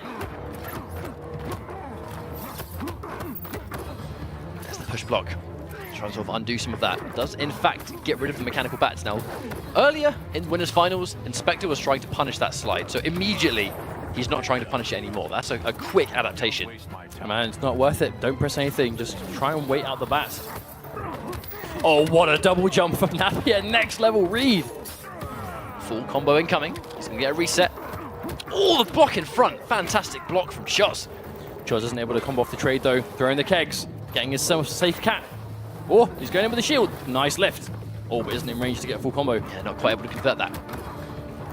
Big thing, though, Napier is happy to push block Atrocitus. That's one thing we actually didn't see much from Happy Pal in losers finals, was willingness to push block Dexstar away, but Napier is happy to do it every single time. Oh, he's got the Batman trait that can get the job done, but again, trying to down one, maybe actually trying to interrupt before the bat comes out, but doesn't quite work out. Gonna get guaranteed health back here. I only come in black. Let's give me some health back. How much is he gonna take? One, he wants to hold on to one of them, I think. Atrocitus really kind of needs that bar to get his game going with the amount of life left that Napier has. But the thing about Batman is, so long as Batman has one bat, you are in trouble. Like, he can deny so much, and wow, just a catch. Not going to quite kill on that because he hasn't got the bar to convert into meter burn grappling. But he's still in such a bad spot. Here comes Choz. He's pulled out the clutch before. Not quite today. Unfortunately, he gets tagged by that low into up Batarang, and already Napier with a fantastic start. One game up in this grand finals. That's a good way to start, you know, winner's side too. I mean, when you're already coming into grand finals from loser's side, you know you have to win twice. You have to reset the bracket, and that's what Inspectahchoz has to do. He has to basically knock a Napier down into the loser's bracket, where he can then eliminate him. That's what he has to do first, which means that he has to work twice as hard. He has to win twice as many games. So every single time that Napier is going to take a game here, is going to make it that much harder for Inspectahchoz to make this full comeback from loser's side grand finals. We've seen it happen many times before, but I mean, when you're playing for what they're currently playing for, which is a big difference in cash prize money, I mean, it's going to be difficult, for sure. Now, see what adaptation Inspector can make. He's been making some, especially actually in the winners finals, the adaptations these players made against each other were just on the spot and quick. As Dexstar again tries to stagger, but eating all three mechanical bats for his trouble, but not taking a huge amount of damage. Ultra has to wake up, but that's going to get chewed up completely. And Inspector with a strong start to game two. Oh no, he drops the combo though. There's a whiff punish, full combo, back 2-3. One of the best mid whiff punishes in this game.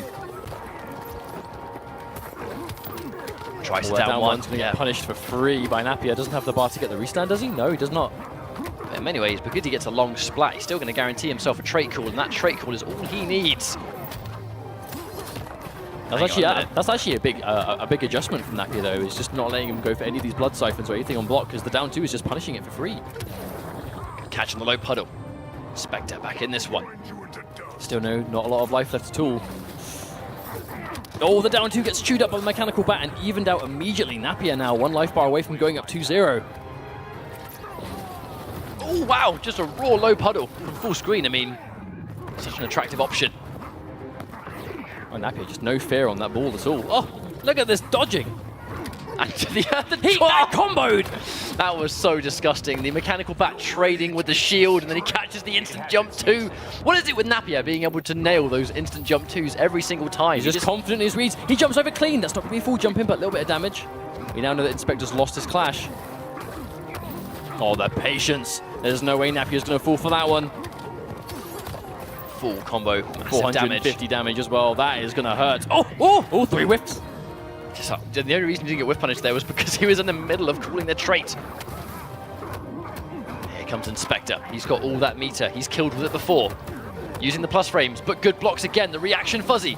The clean jump and the combo straight through. Napier, I don't know what it is about Napier, but he just doesn't. On top of having this amazing offense, he is so hard to open up. He just has really good blocks. You know, he's paying attention. He knows what he's doing, but also his ability to just jump and thread himself through at the perfect time has just been unparalleled. His mobility, like his decision making on when to do these risky escape options has just been on point time after time after time. And now Inspectahchoz is one game away from getting 3-0'd in grand finals. Now, when you're in this situation, it's quite a lot to take in, because he now has to win 3 games in a row, but not to win the tournament to reset the bracket. So if he wants to stay alive in this tournament, he's got to do 3 straight, can't give up a single game, but then he's got to do it all over again. Is it going to be too much of a tall order? Oh my God, the reaction jump in from Napier. He did the neutral jump and he was just waiting to see what would happen. Good block on the cross-up. Plus on block. making it even more plush using the Dexter shield, but it is going to use a little bit more of that character power. And there's the punish on the slide, not letting Napier get a little bit too ahead of himself. Oh no, Meerman forward 3 to power through again, guaranteeing the level 2 trait. Oh, and Theo with the mechanical bat. Napier just had to sit there and let the bats do the rest. Pushback force from Inspectahchoz, tries to jump over the interactable but can't quite get the height. Now, we've seen Napier before, completely content just sitting here. And there we go, he just waits for the forward 2. That was just such an intelligent play. It's like Napier is playing in slow motion, and you can just see everything. That's going to be tournament point, just like that. Championship point, in fact. Napier has been such a dominant force in the path to pro. He qualified later on. The early clash, I mean, really, that early clash is bad news for Inspector, because now if he gets tagged, he has no escape methods. Indeed, he's going to keep himself alive for now, but already, I mean, just look at the way Napier is moving around. How do you contain someone this hard to contain? Catches a low, doesn't even need meter for the conversion, tries to survive with Dexter, but really, he is so down on life, he needs to make he just needs to make something happen now. Oh no, no punish, just sat there and waited. And Napier didn't even attempt to punish. That was uncharacteristic. I think he's just happy. It means that Napier is happy to just sit there and wait. Speaking of which, if you've got mechanical bats at your disposal, sitting there and waiting is not a necessarily unattractive option.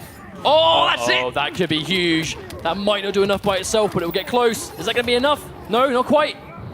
Just going to play the keep away game now. No reason to overextend. Scholz is in such a bad spot. He has to open him up, but the push block to deny it. And here comes the chip damage. There's the overhead, and there is the entire championship. Napier from Russia is the grand champion. 12 weeks on, path to pro, we came down to this final moment, and Ed Napier, qualifying so late in the qualification stages, is able to take it over Inspectahchoz in a dominating fashion. 3-0, Batman versus Atrocitus. Job well done. Que agora são rivais, mas acabando aqui vão ser companheiros de treino e companheiros de viagem para o Mundial.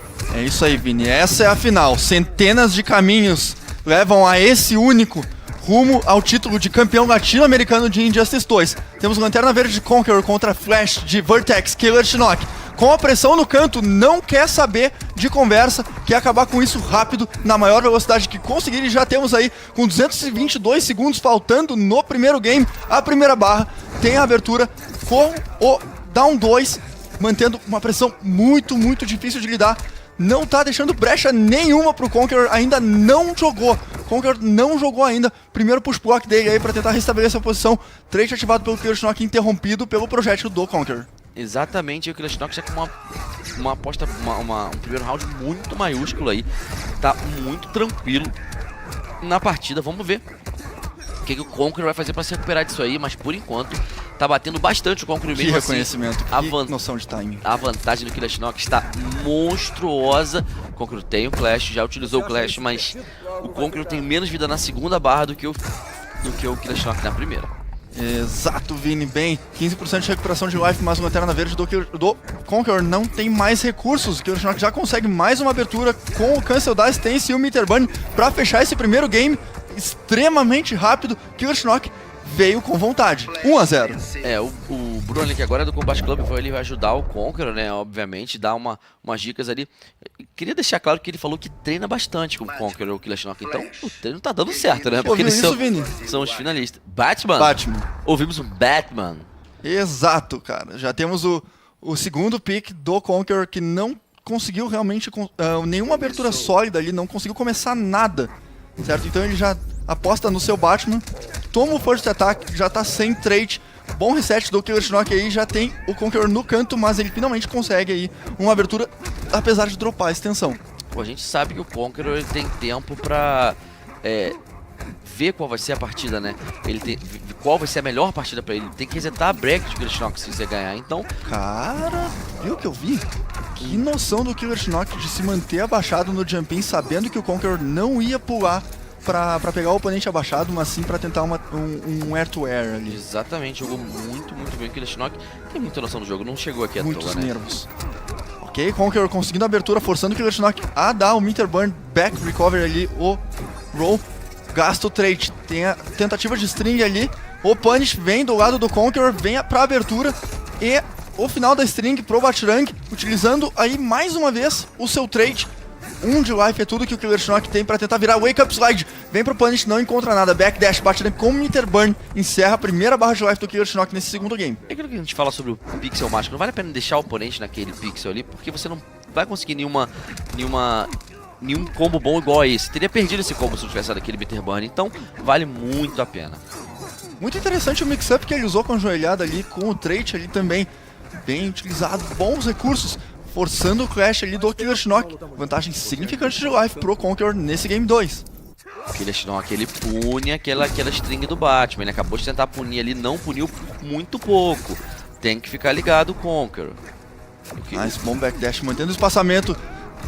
Dash precipitado do KillerXinok, boa leitura da recuperação aérea do Konqueror ali. Tem a pressão, mantém... Opa, perdeu o trait, consegue o air-to-air. Tem mais conversão ali, perde o trait de novo o KillerXinok. Bate rank, Meter Burn. Utiliza mais um, tem o trait disponível para estender a pressão. O KillerXinok respeita, consegue o cross-up e vem para a primeira barra de life aí, fechando. Mostrando aí por que o Batman tava ali como main, porque ele escolheu como main character, né? É muito forte também de Batman, gosta do Lanterna Verde, mas ainda continua muito bom com o seu Batman aí. Que leitura pro reset, parte para mais uma tentativa aí. Tá encurtando essa distância de life para, consegue mais um reset com o low, forçando o clash do Batman do Konqueror. Primeiro reset que consegue aí nesse setup aí, o KillerXinok do campeonato, eu acho. Jogou muito bem agora, mostrando por que ele tava tentando tanto. Esse paga demais, né? Arriscando muito nos timings do zoning do Konqueror ali, o KillerXinok que já tá encurtando a distância. Vem pro mais um comeback, ele vira essa match, tá 2-0, KillerXinok sustentando o momento de maneira imaculada. Que comeback! Provavelmente o melhor comeback do campeonato. Até agora ele tava com muito pouca vida e o Konqueror ainda tinha uma barra completa. E o KillerXinok, a partir de agora, só eu posso bater, tudo bem? O Konqueror parece que concordou com ele. Só ele bateu e conseguiu vencer a partida. Que domínio, que sustentação de momento incrível por parte do KillerXinok. Konqueror seguindo com o Batman, sua última oportunidade aí nesse primeiro set da grande final. Lembrando, se KillerXinok vencer esse game, ele reseta a série e os dois vão para um último set. E aí vai estar tudo igual. Já começa gerando ofensiva ali, o KillerXinok não quer dar papo.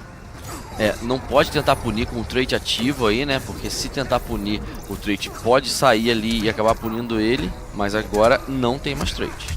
Quem consegue a abertura de combo ali, KillerXinok. Parte pra string, overhead, com o Meter Burn. Push block muito importante aí, gasta uma barra, mas acaba com o trait e ganha um momento aí pro Batman, né? Jogando muito bem. O Konqueror mais uma vez levando vantagem nessa primeira barra de vida aí. Muito dano. Excelente tensão de combo ali, usou o back 3, ele depois utilizou o golpe aéreo e a chuva de dinheiro ali. Agora momento do KillerXinok ali com o trait batendo bastante. Tentou o reset, conseguiu! Pra extensão de combo completo aí no canto e fechar essa primeira barra? Não, ainda não. De vida, full combo ele Opa, dá um 2 ganhando do Jump 2 do Konqueror ali. Exatamente, ali o KillerXinok conseguiu voltar nessa barra de vida e tava atrás. De repente fez o full combo, ele ganhou até o selo e mandou lá. Estendendo sei com o nem pra onde, forçando o clash do Konqueror ali. Exatamente, jogando demais aí o KillerXinok realmente falou que se passasse do Bruno ia ganhar e tá cumprindo até agora, né? Tá fazendo o que pode pra isso. Nossa, interrompeu a string com o down 2, ele sabia que aquilo já vem full combo com o Meter Burn ali. E o mix-up não foi defendido corretamente pelo Konqueror. Mais um mix-up é tudo que precisa KillerXinok pra resetar essa bracket. Finalmente consegue a extensão completa do combo e hora do mix-up. Bom block do Konqueror. Full combo aí, fez 400 o anti-aéreo de dano. acaba whiffando, não tem mais como. 7-1, KillerXinok 3-0. 3-0 nesse reset aí. Realmente parece que o Konqueror não tá sabendo o que fazer. O KillerXinok falou ali, ó. O Mr. Bruno vindo ali, ó. Um segundinho só, me dá o controle aqui. É isso que ele vai dizer. Porque... WW. Exatamente, vai falar pra ele, tenta jogar de WW, acho que é boa. Porque tá muito difícil pro Konqueror. O KillerXinok, quando você não tem um espaçamento e uma defesa muito forte, é muito difícil segurar ele. Ele tem muitas formas de entrar na sua defesa. O Mr. Bruno conseguia a vantagem porque ele tinha muita defesa, ele conseguia o espaçamento ali na meia distância, que era bem complicado pro Flash, o KillerXinok não conseguia reagir.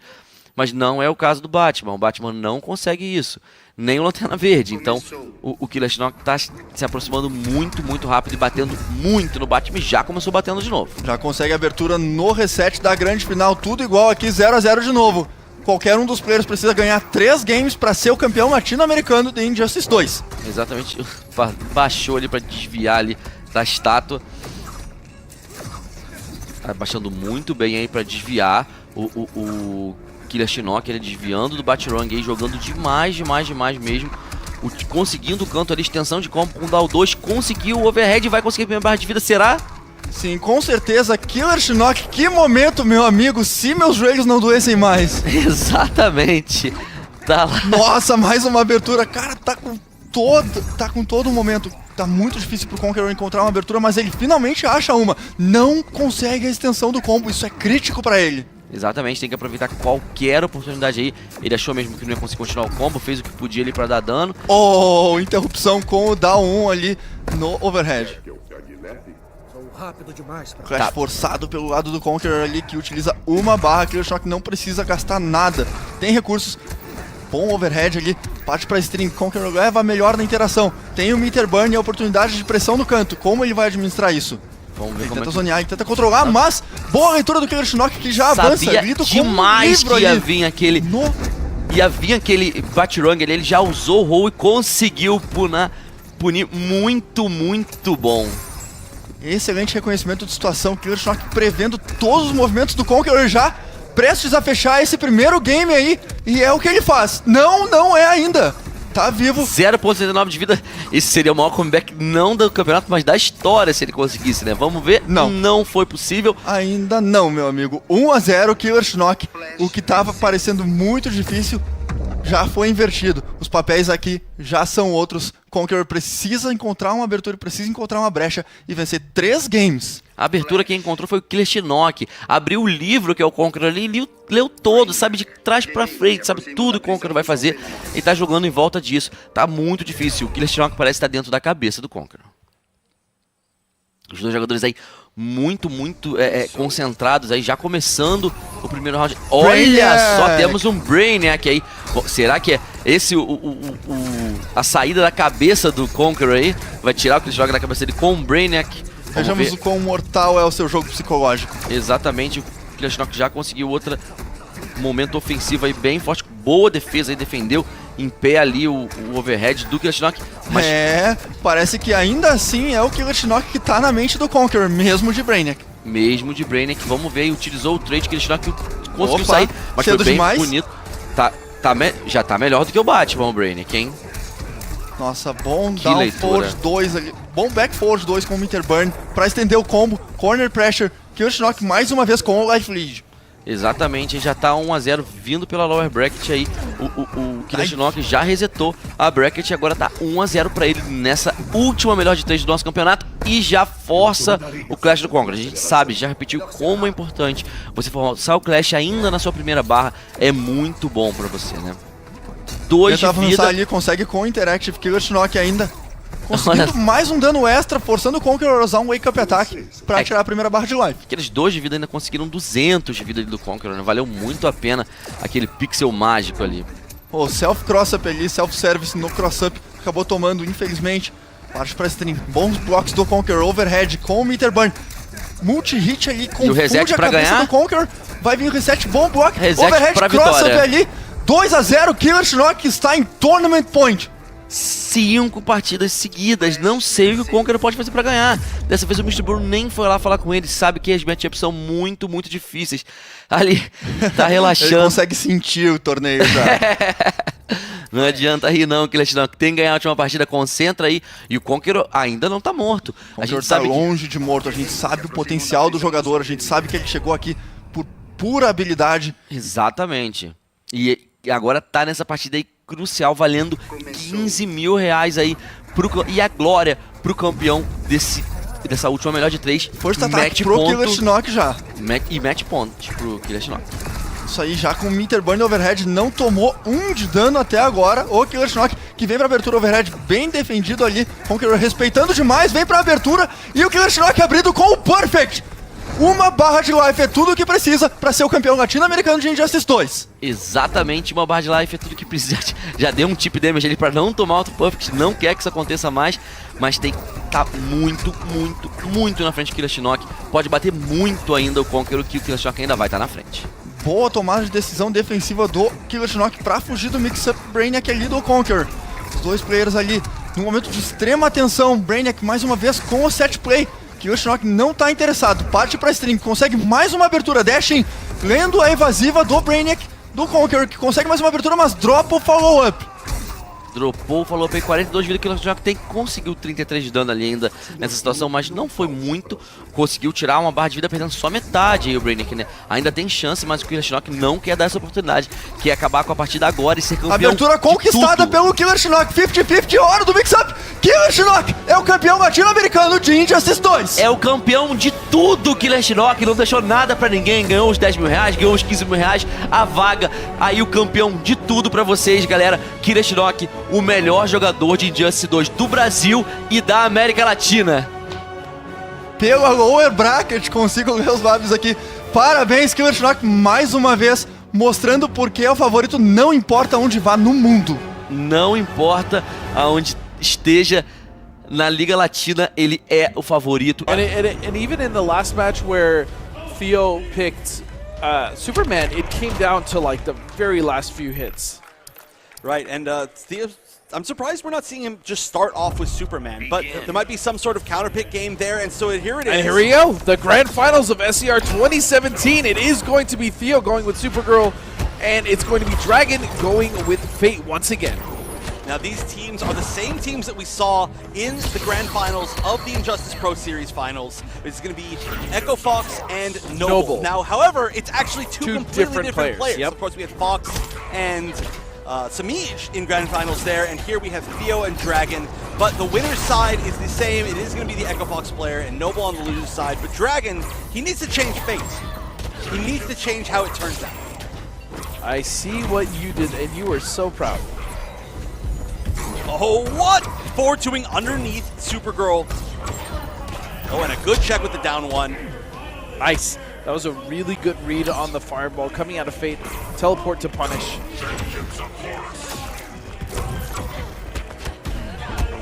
Oh, nice block on the meter room back 3. Could have been actually a reaction meter room back 3 himself. Here we go. Good damage, a little bit of corner carry. Goes for the mix-up, delayed wake-up, but raw laser. Catching him disrespecting the string. Oh, that's going to be a punish. Wow, actually such a fast punish that it caught Supergirl out of the air.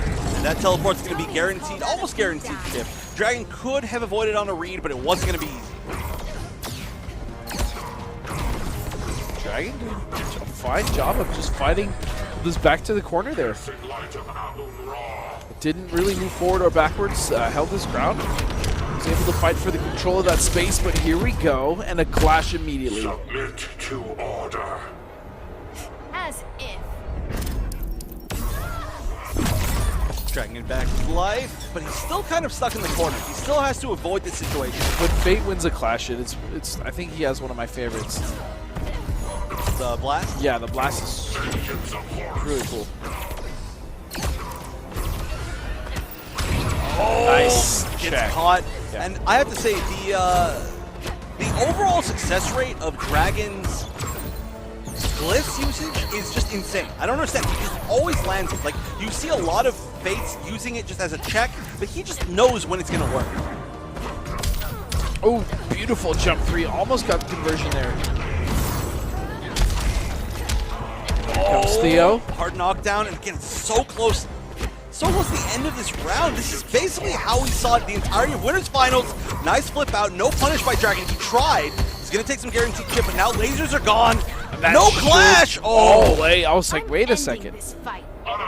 Dragon could have almost definitely guaranteed himself the win by letting the combo drop, but still, he's in that same situation. And a desperate, yeah, I mean... It was the best thing he could have tried at that point. Theo looking a little bit questionable. Maybe he's looking for his coach. I'm not sure exactly what's going on, but... definitely not looking for his coach. Yeah, no, I don't know exactly what he's looking for. He's explaining something to someone.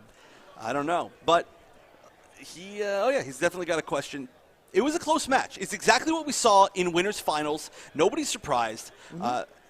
Honestly, it's just going to go back and forth like that. I wouldn't be surprised at this point if we did end up seeing Fate the entire time, the entire way through. For Dragon? For Dragon. Yeah, it's very possible. And, I mean, for a Fate that doesn't use Onks, like, he's still really effective. Yeah, he's just playing this very Dragon style. It is like a minimalistic pressure footsie style. He plays as safe as possible. He's very good at whiff punishing. He hits you. He plays safe, makes you make mistakes, and Fate works like that. I mean, and that's I was just about to say, Fate has the tools to play exactly like Dragon wants to play. Right. We've seen all these crazy Fates all of a sudden popping up out of the woodwork. We saw Burrito starting using Fate crazy recently. We've seen, of course, Beat On. So many of them. I mean, Too Easy. Just all these very aggressive Fates and a lot of crazy setups. So much to the point that I feel like we may have forgotten that Fate, in his core, is a defensive footsie zoning character. I mean, that's how he's designed to be in a sense, but definitely that's not how we've seen him be played. Right. Especially with the likes of like Too Easy and Beat On, who Beat On, I think, just utilizes all of the tools with Fate the most. But again, we've seen success with other Fates as well just as much, who just don't tend to use some of the tools. Like we said, Dragon, for instance, does use Onks. Yeah, Dragon, such a completely different play style, but it just works out for him. I mean, you give Dragon any character with a good normal set, and I mean, Fate he's got a fast down 1, you can cancel in a glyph. He's got forward 2, which is one of the fastest, further advancing normals in the entire game. You can also cancel in the glyph. He's got, back 2 is a 9-frame, good check, catches out of the air. There's so many good normals that Fate has. We've seen him use the back 1 string. His jabs, of course, are some of the best jabs in the game. They have huge range, great conversions from them. Just give him that, he's going to do fine. And that's exactly what we're seeing. Maybe he wants to take the damage, take everything that's guaranteed, rather than try to go for a setup, which is, I mean, it makes sense. Which is why he uses that Ender as well. Right. He's one of like the only Fates who uses the Ender. Other Fates generally go for the Orb or like the Meter Burn Orb to kind of create a defensive wall for themselves while they build Onks. But no, Dragon is just perfectly comfortable getting as much damage as he can off of his BNBs and then going for just more Dragon-esque pressure, which is just in that neutral and then just using the simple tools like you said. Right, and another tool that he doesn't really use too often, you talk about it as like an Oki tool, but also just as a defensive tool, he doesn't really throw out the Meter Burn Orb that much. No, he doesn't. It might be because of the matchup, but also it's such a strong tool to control space, to stop your opponent from moving, to stop them from moving on you, punishing you. In fact, the one time that we did really see it, it won him the entire game as Theo used the laser to walk into it. He endangers us all. Kryptonians don't give up on family. Begin. All right, and they are going back in. Whatever issue there was has been resolved. Now we are up 1-0 in Dragon's favor. But Dragon's again, favor. it is in Dragon's favor, yeah. But again, you have to realize that Theo's still in Grand Finals and winners, so Dragon's got to beat him twice. Very potentially could be a long, long set. Oh, nice check again. I'm telling you, having such a good 6-frame down 1 is so good for Dragon. Yeah, and we will fix the score for you here. It is actually 0-1. Dragon won the first game. Oh, nice pressure off of the jabs. Oh, that's going to be safe. Theo using it for advantage. Raw down 2. Like we said, the new meta. It's working out.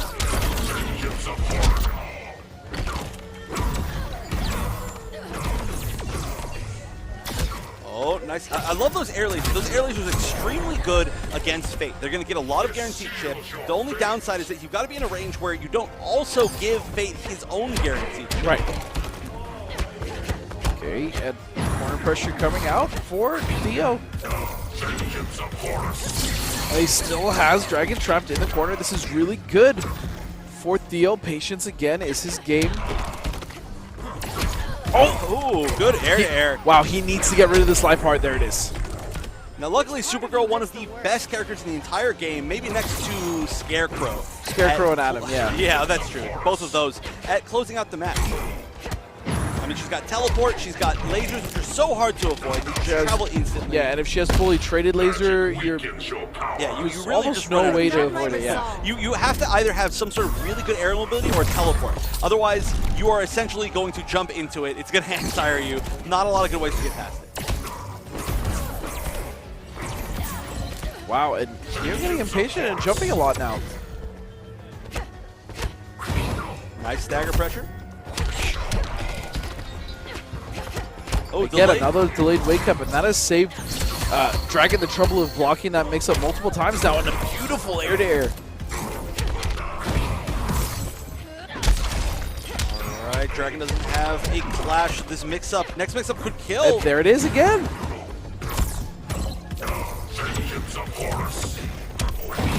Oh, that's big. I think it's enough to kill. Yeah, that's definitely going to kill. All right, so they're tying it up 1-1 in grand finals, pre-reset. Begin. Theo looking considerably better than he did that last game, but again, it's staying really close. These two players in this matchup just seem just absolutely even. Oh, nice punish. Could have actually just been a full string punish. He had the meter. Might as well go for the full thing. It's the new down 2 meta, though. It's true. You got to do it. You got to do it. We are seeing more orbs now coming out of Dragon. Nice, that was a punish into maximum damage. He's going for the absolute max, not going for the setup. And for the first time, maybe on accident, we see an onk. Yeah, it could be. I don't know. I'm just going to say that that onk floats there for the rest of the match. What do you think? I think you're right. Oh, meter burn back 3. Nice. It's like it's Dragon's buddy. Oh, maybe he could use it. Does he know how to use it? Oh, doesn't need to. Need it. And oh now no, it's gone. Yeah, onks actually disappear in between rounds. So basically, anything that floats around a character disappears while the round ends. Same thing with like Batman Trade. Ooh, nice down 1 check. Wow, that's one way to counterpunch back. Get all that guaranteed chip. Against the inside, he's inside. Might as well use it anyway. And he's going to close up the life bar. And Theo needed to get rid of that life bar right then and there. Fortunately for him, he did. Oh, he almost backdashed into that. Honestly, if Dragon had thrown out a projectile, they probably would have comboed into each other. Why not at least risk the meter burn? At that point, I feel like there's no real reason not to. And he's done that multiple times where the meter burn version would have actually guaranteed him a combo because the regular teleport hit, but he just didn't use it. No clash by Dragon. I think Clash right there might have been smart to keep him out of the corner, but you know what? Gets the Theo's scoop. going to leave him out of the corner. Order shall prevail. Go ahead, underestimate me. Oh, both spending 2. Oh, and that was so fortunate for Dragon. The fact that trade got rid of Theo's fully traded laser coming out. And I don't know if Theo's going to get a chance to clash now, but he may not need to. One more mix-up. One more mix-up on either side. It's going to come down to probably one read. The delayed wake-up worked. That's not enough. It's not enough. Oh, but the teleport is Theo. 2-1. And Dragon actually did anticipate that teleport. You saw the forward dash, but the forward dash, I think, was supposed to be a back dash. He was a little bit too preemptive. It's very hard to react to the actual teleport and land the back dash. He tried it, didn't quite work out for him. He did know it was coming, though. And, of course, on top of that, Fate's dash is not the best in the game. And he is sticking it out with Fate. He is. That means he's putting his entire tournament life on the line with Fate. He's already lost within the first set that he used him, and the big fear here is that even if he wins this match, which is not looking great for him so far, he has the fear of being counterpicked again by Superman. Wow, the trade. Look how good. I mean, her down 2 is amazing, but look how good that jump 3 is from Jump Fate. 3 is very, very good. And yeah, you're right. I mean, that's exactly what we saw in the first set, where Theo was able, because it was tied 2-2, to go to Superman in the very last game, and we may see that here as well. But even still, I gotta say, Dragon, his Fate has still been looking strong, and he's been taking Theo to the very last few life points. But will he This be able to do game, that though, this is time? looking That's the very question. much different, yeah. I think Theo kind of smells the blood in the water right now. Yeah, and again, we've been talking about this, but I don't understand what the idea behind picking Fate for this matchup is. I mean, obviously Black Adam can handle Supergirl, he can handle Superman. There's no real fear there. But Fate, a character who's generally based on zoning, to really get everything of his started.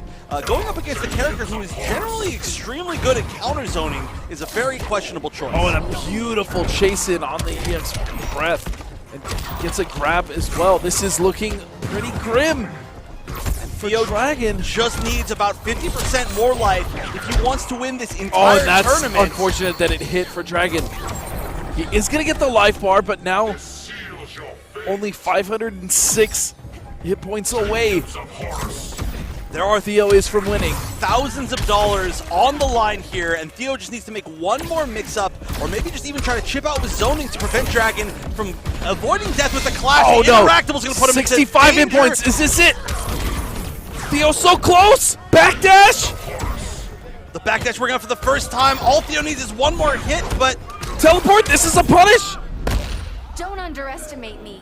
I have seen worse. I don't know how many more teleports he can block and survive. I don't even know if it's one. Actually, I think maybe just one. And there it is! Theo is your SCR 2017 Injustice 2 champion. Wearing the wrong socks. Those should be Supergirl socks. They're as close as he's going to get. Theo not getting knocked into losers at all. Right. Double eliminating Dragon, beating him. Friendly, I don't know, a little like too it. much camaraderie in the air, I but don't like it. Well, in any case, you can't play Raiden, so he goes with Supergirl. Raiden is banned as we're trading normals right now, and Nivek says enough of that, hold this unblockable, interactable, and Supergirl is in the driver's seat. Just like that. No longer, and now with the blue ready to go, but instead the knockdowns come from Nivek from full. And that could be a great narrative on the terms of how Nivek contests the gunshot and how Foxy contests the air mobility right there, calling him out immediately with the perfectly placed trick shot. Yeah, her mobility both from approaching from the front with air dash, or if she wants to take a hard read with teleport. Those are both things that Deadshot has to worry about. And right now, Foxy doing his greatest impression of it, spins the bar on the ice breath to keep it safe. Down two is not safe, and here comes a little bit of damage for Foxy Grampa, a little bit off on the range. I love the spacing by Foxy Grampa. You see, he was just outside of that down diagonal laser. That was perfectly placed. Perfectly placed. A very strong first round. Even though Nivek has shown some of the mobility. There's the meter burn roll, trying to get through, and then very patient. Oh, great whip punish there. Fantastic neutral situation from Nivek's finally going to get that corner combo that leads into his pressure. Now, looking for the loops. We've seen solid defense from Foxy this entirety of the tournament, and there you go. Finds the gap and evades by jumping out, and with the reversal throw back into the corner, I presume. Yeah, yes. very nice. Very Foxy nice. staying right on his heels. Trying to escape. I think I heard the teleport start up, but knocked before active frames could come. And now into the corner. Oh, got a whiff punish. He wasn't quite there. And Foxy with the push block back into the corner, not giving him an inch, but instead expends the meter burn character power to push Foxy back as far as possible. He still has that skin on the fish. He's still got that pixel left. He's not going to do it now. I think that the intention was, okay, finally the laser did it. Yeah, and you feel better once you get that round, even if you spend resources like he did. What feel a better. great hit confirmed from Foxy. He realized that he just caught him in the air with a regular shot, sent a flurry of meter burn bullets behind it, and Nivek, with the knowledge to clash the last one in time, gives himself back 15%. It's not the greatest gift, but any second chance at life in a fighting game. Oh, here it is, the teleport he did finally bring out. He spent a bar on it, some damage. I mean, that's pretty violent. I don't know if you're going to shoot Supergirl's eye out directly, but, I mean, it's cute. Wow, yeah, I don't know if it's cute, but yeah. There it is, the low, it's going to do it. It's so disrespectful. Activating the poison bullets to steal a non-existent meter that Nivek already doesn't have. I'm telling you about disrespect and the way Foxy plays. He didn't want that man to have a single resource in his last 200 hit points. To me, I think the most impressive thing about Foxy Grampa in that game is how he did not overcommit.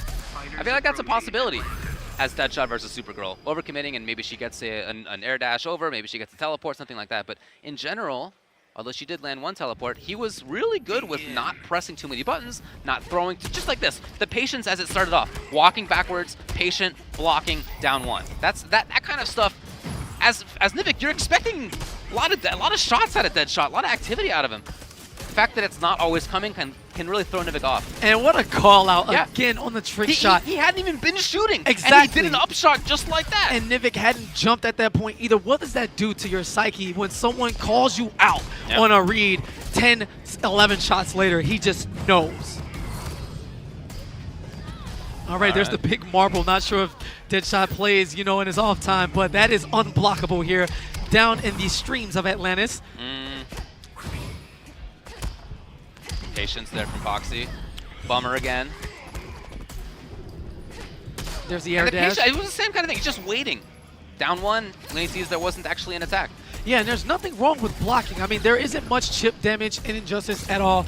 You know, special moves or multi-hitting are the biggest culprits. And even though Deadshot has a lot of that, if you're just patient with the quick shots and try not to get hit by any errant ones, you go infinitely longer. You know, we're at 172 seconds on the clock. We're already 70 seconds in.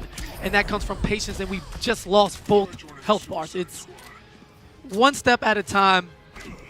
The longer you can wait, the longer you can stay alive. And Nivek doing a fantastic job of it here in Game 2. Time is a resource. You can spend it as you will. Great continuation on the combo, trying to push Foxy back towards the corner. However, looking for the whiff punish, a little too late the trade, but gets the whiff punish on the failed jump attack. There was a lot more activity from Foxy Grampa, and that actually has cost him life over the last 10-15 seconds. He's been moving more, jumping more, and he got hit several times. I think as a result, I got to see him tamp it down a little bit. That is, well, looked like he was trying to do that anyway. Blue for the full screen knockback. But yeah, certainly much more activity.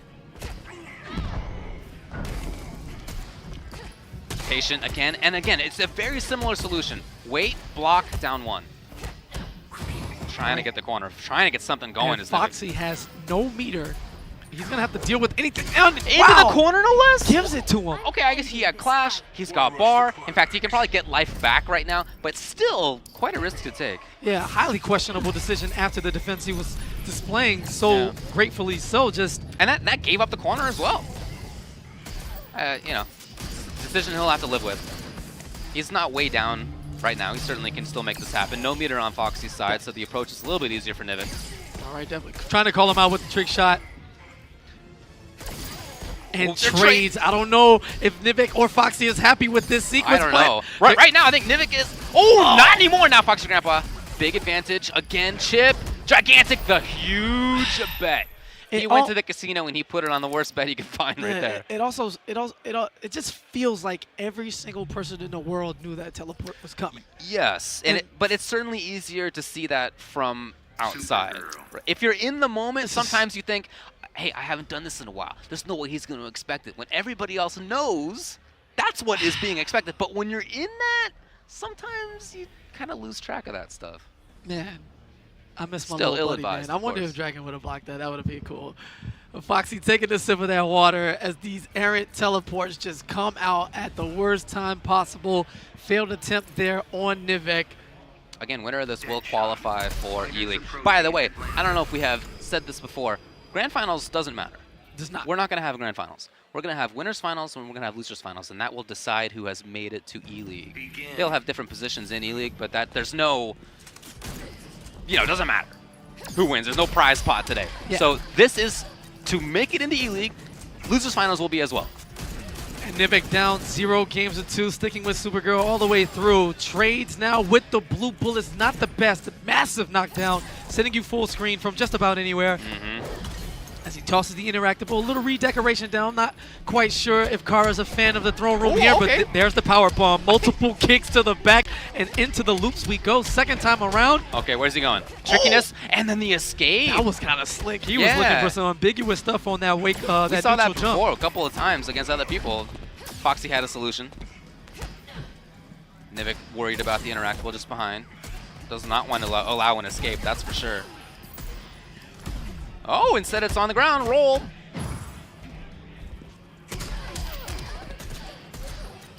All right, double shots. Basic B&Bs coming in, and great recognition on that rifle. Going for the meter burn.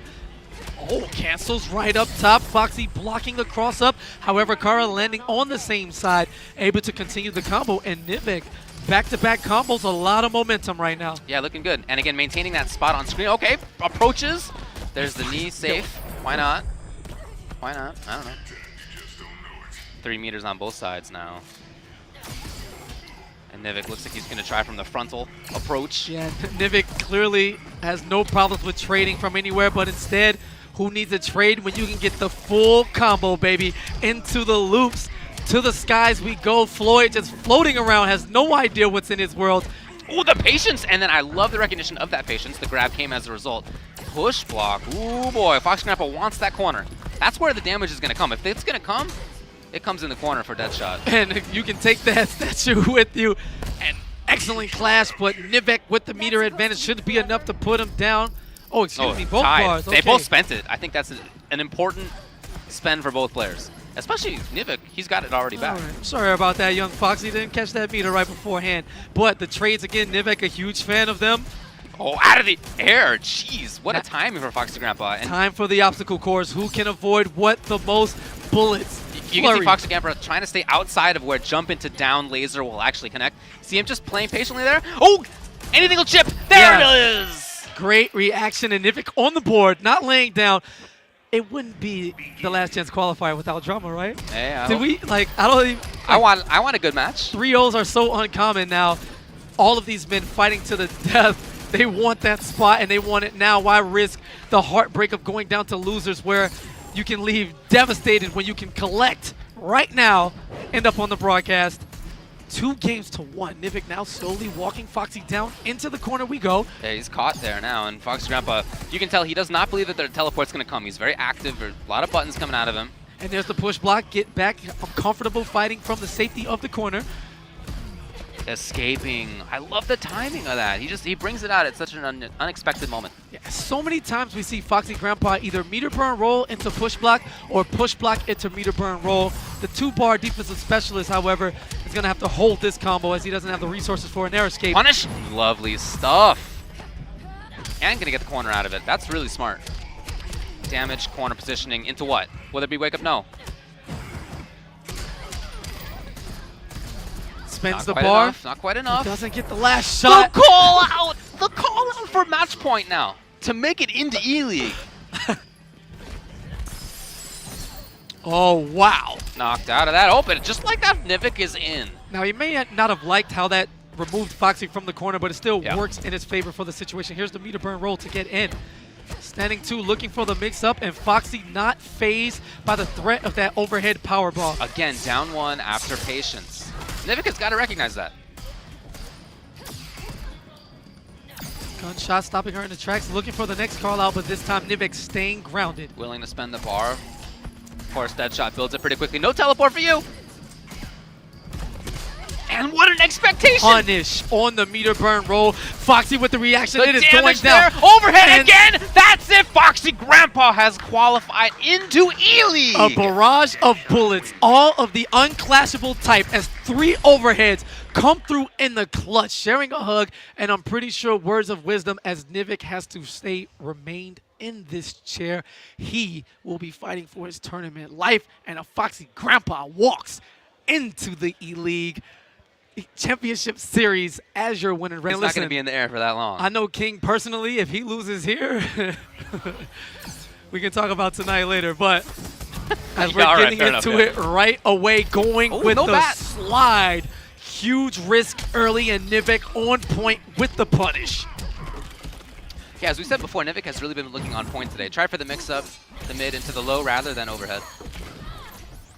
And then feigning approach. He's worried about that movement, and so trying to control instead. It's been working for him so far. And it's going to be massive patience from both of these men to begin because they know what's on the line, and they make their gameplay a little more timid than usual. However, someone eventually is going to break open and take that huge risk.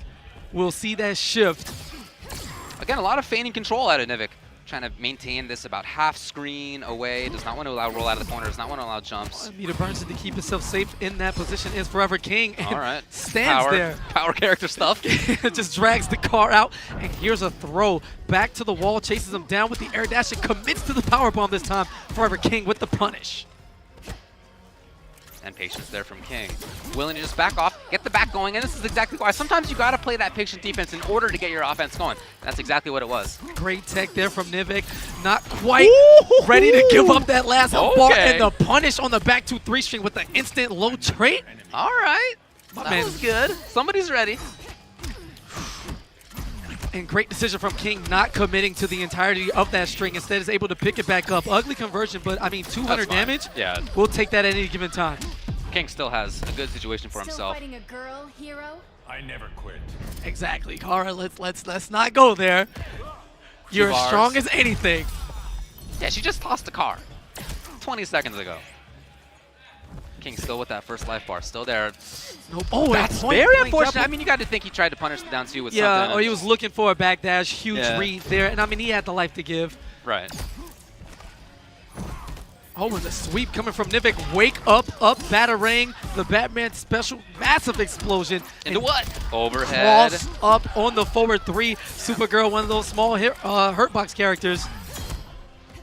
Meter burns through it, but the up batarang, and now ForeverKing has a lot of control. There's no bat left, but he has a lot. Ooh, that'll do it. And he was waiting on it. A block string should be enough. There's the punish again. Yeah, and no trades when you can't take the life this time. Nivek's going to have to slow down in those situations where he know the life lead and the deficit is becoming too massive, and it's getting extremely harder to catch up, especially when Batman can take 10% from a block string. I like a lot of the decisions from Nivek, but didn't work out. It lost the game anyway. So if you're him, you have to think, what is it that I did wrong? I felt like he did a lot of good things. And yet ForeverKing's offense and mobility was strong enough that he ended up taking it. And he's punishing that back 2-3 string every single time. Batman can roll away as he wants, but those lasers chasing him down before he can recover. The bat's there. Will he let it go? No, not yet. The longer that thing's out, the scarier it gets. You know it's going to come at some point. There it was. And looking for the anti-air attempt a little too late is Nivek. Instead gets opened up into the restand now. Still has that bat active. And I love the push block. Get out of that situation. And great reaction from King, knowing he was just out of the range where that lunge is going to whiff and allow Nivek to move freely. King instead meets him with the bat. The blocks was there, and now Nivek has the corner. Trying to feign something. Wow, okay, the tech was there. You know, it's not really just offense out of King for this game so far and for the set so far. It's been excellent defense. And again, a wake-up batarang. King just knowing when to challenge the skies. Gets in between that laser with the release of the bats to nullify it.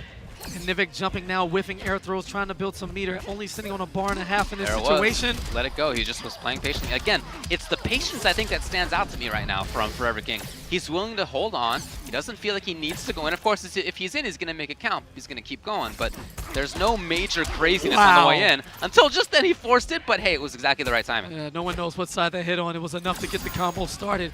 As Nivek is in hot water now, in danger of being down 2-0, but goes for the power bomb commit.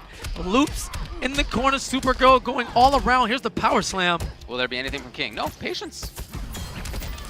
Okay. Keeps it unclashable. Now Nivek sitting on 3 bars, but will he be able to do anything with them?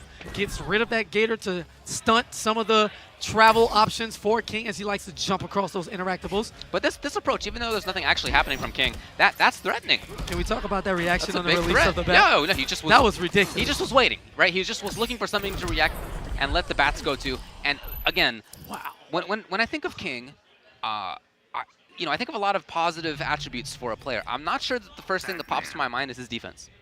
But in this set, in this match, it's ridiculous so far. DJ ForeverKing now picking Batman 80 times to make sure he knows right. Nivek clearly not a fan of that tone as he takes his earbuds out. He just talked with Foxy Grampa a little bit. They had a little powwow. Yeah. Foxy, as he said, he's been playing Batman for a bit at this point. And for a man who played so solid, he's now down 0-2. We saw him put a game on the board against Foxy in the winners final there, but you're asking a man with everything on the line for 3 straight victories. Well, we know what his pores think. Let's see what his gameplay says. Begin. All right, Eye of the Tiger now very violent as he wakes up with the trait to whiff punish the back 3 from King. And man, that may be a sign of good luck there. King getting the raw jump in and not converting into a full combo. The stars may be aligning for Nivek. However, it's still very early. Again, it's a slow approach from ForeverKing. He doesn't need to rush in. He's been able to capitalize well enough when he does get in. Okay, the bat didn't work out. He backs off. Another bat. Yeah, Nivek checking King's movement with the lasers, trying to catch him moving forward. Threatening the interactable. Okay, it came. And that is unblockable. A splash of water, and Nivek with the daring walk-off throw right now, getting a little saucy on him. King trying to find the space to summon his bat, but instead gets the dive kick. The movement was excellent right there. The drop! Kind of a funky chance for conversion. Would have been tough. Nivek now, the patient one. See the respect? So they both were. Neither one wanted the big confrontation.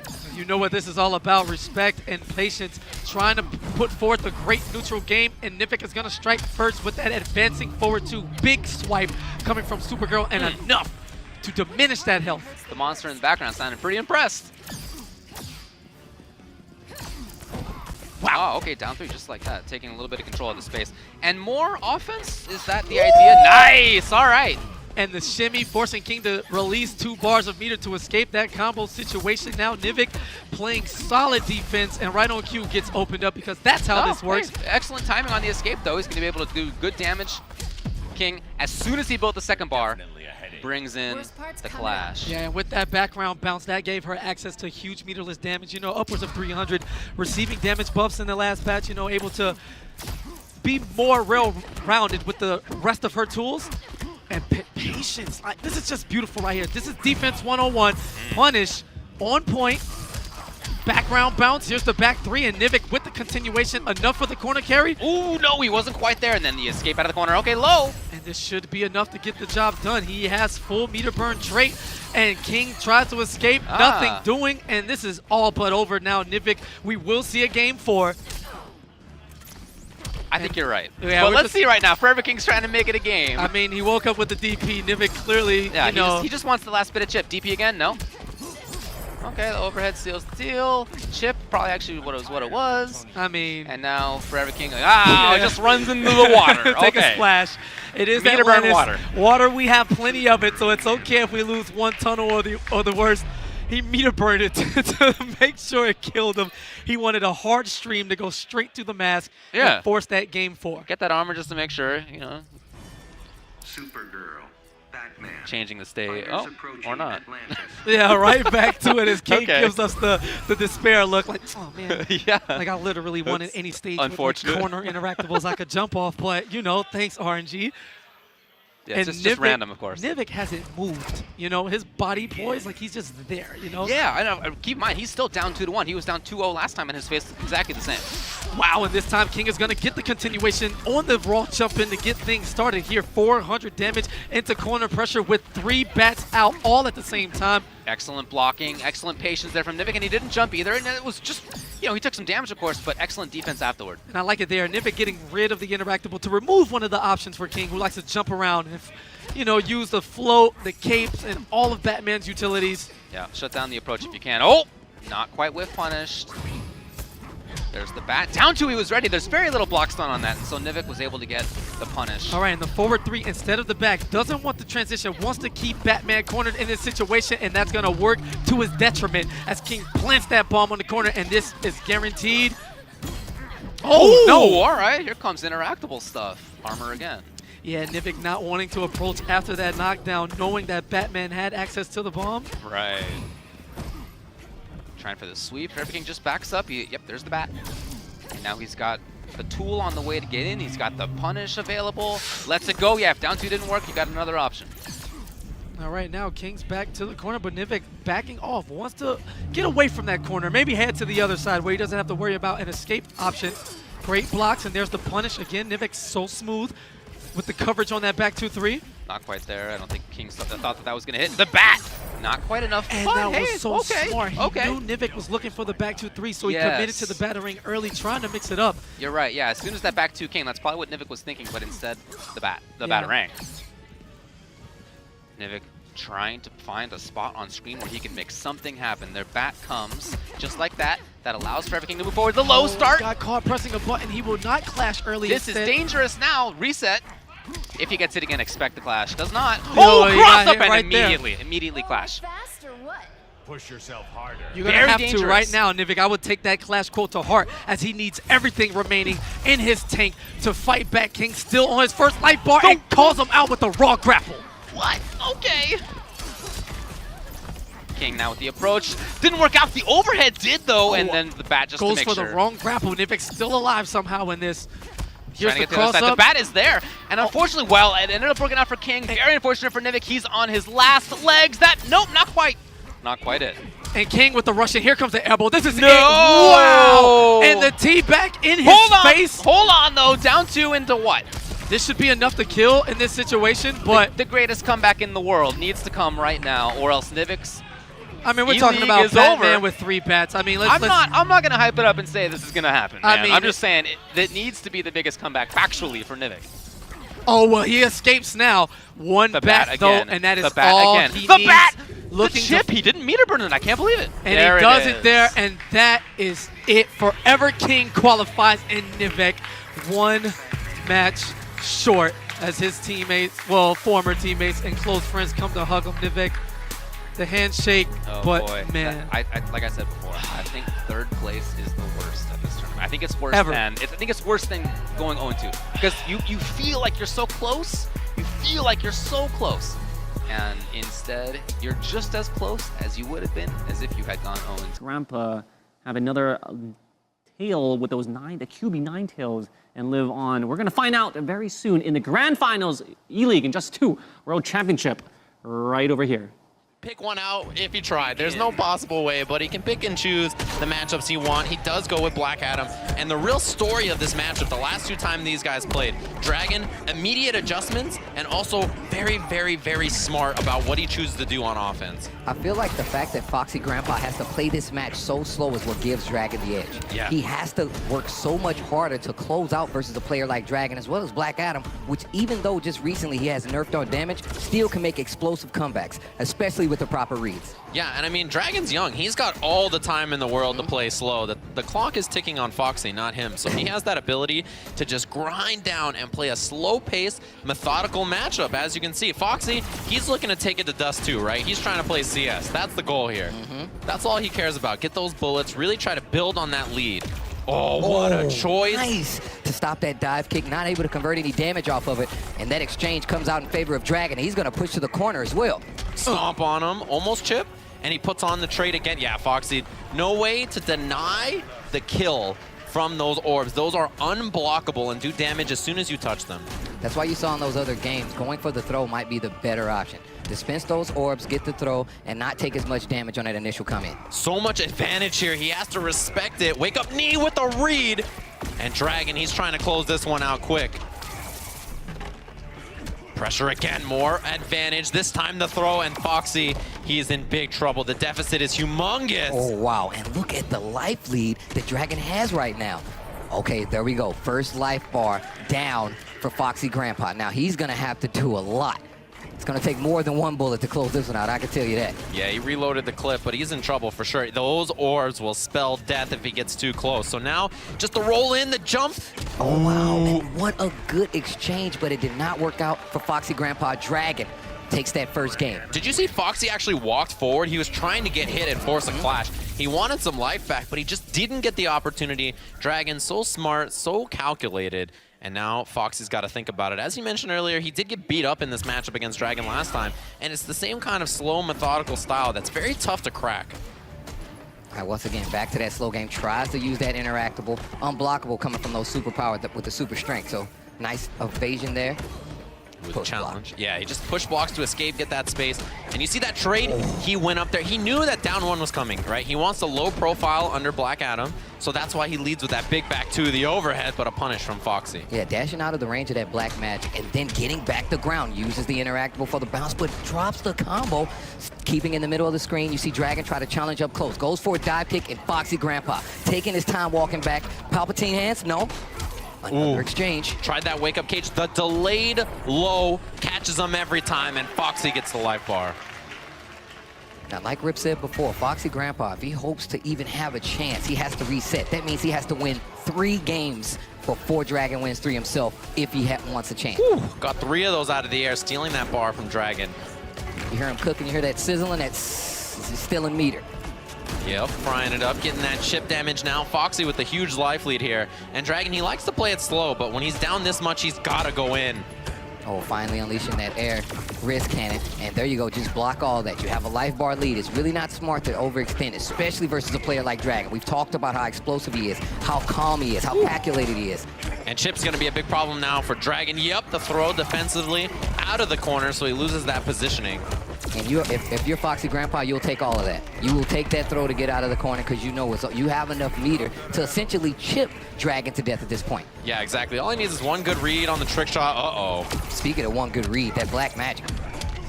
All right, ends it. He wants that setup afterwards, the push block. Foxy, he's got to be careful about letting this happen. A couple of good reads now. And yeah, the clash was coming. All right, now if you're Dragon, do you spin one of your bars just in case or no? He needs it for the meter burn dive kick or the black magic. Yeah, he's got to save the bar. That's why Foxy spends one as well.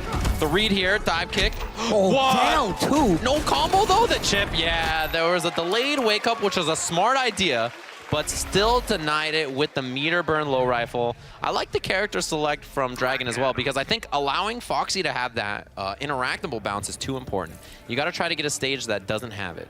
Also, if you notice, Dragon actually laid on the ground for a split second, and then Foxy Grampa actually delayed right for a split second just in case, because if he would have laid there and used that delayed get up, he would have avoided it completely. Yeah, meter burned it as well, so guaranteed that chip.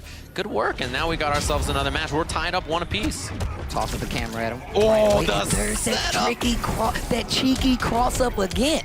Yeah, brutal there. Chases down that back roll and the throw after as well. He's been making him respect that. We look for the lightning, but couldn't find it again. Yeah, the bullets are too fast. You gotta summon lightning, right? You shoot a bullet.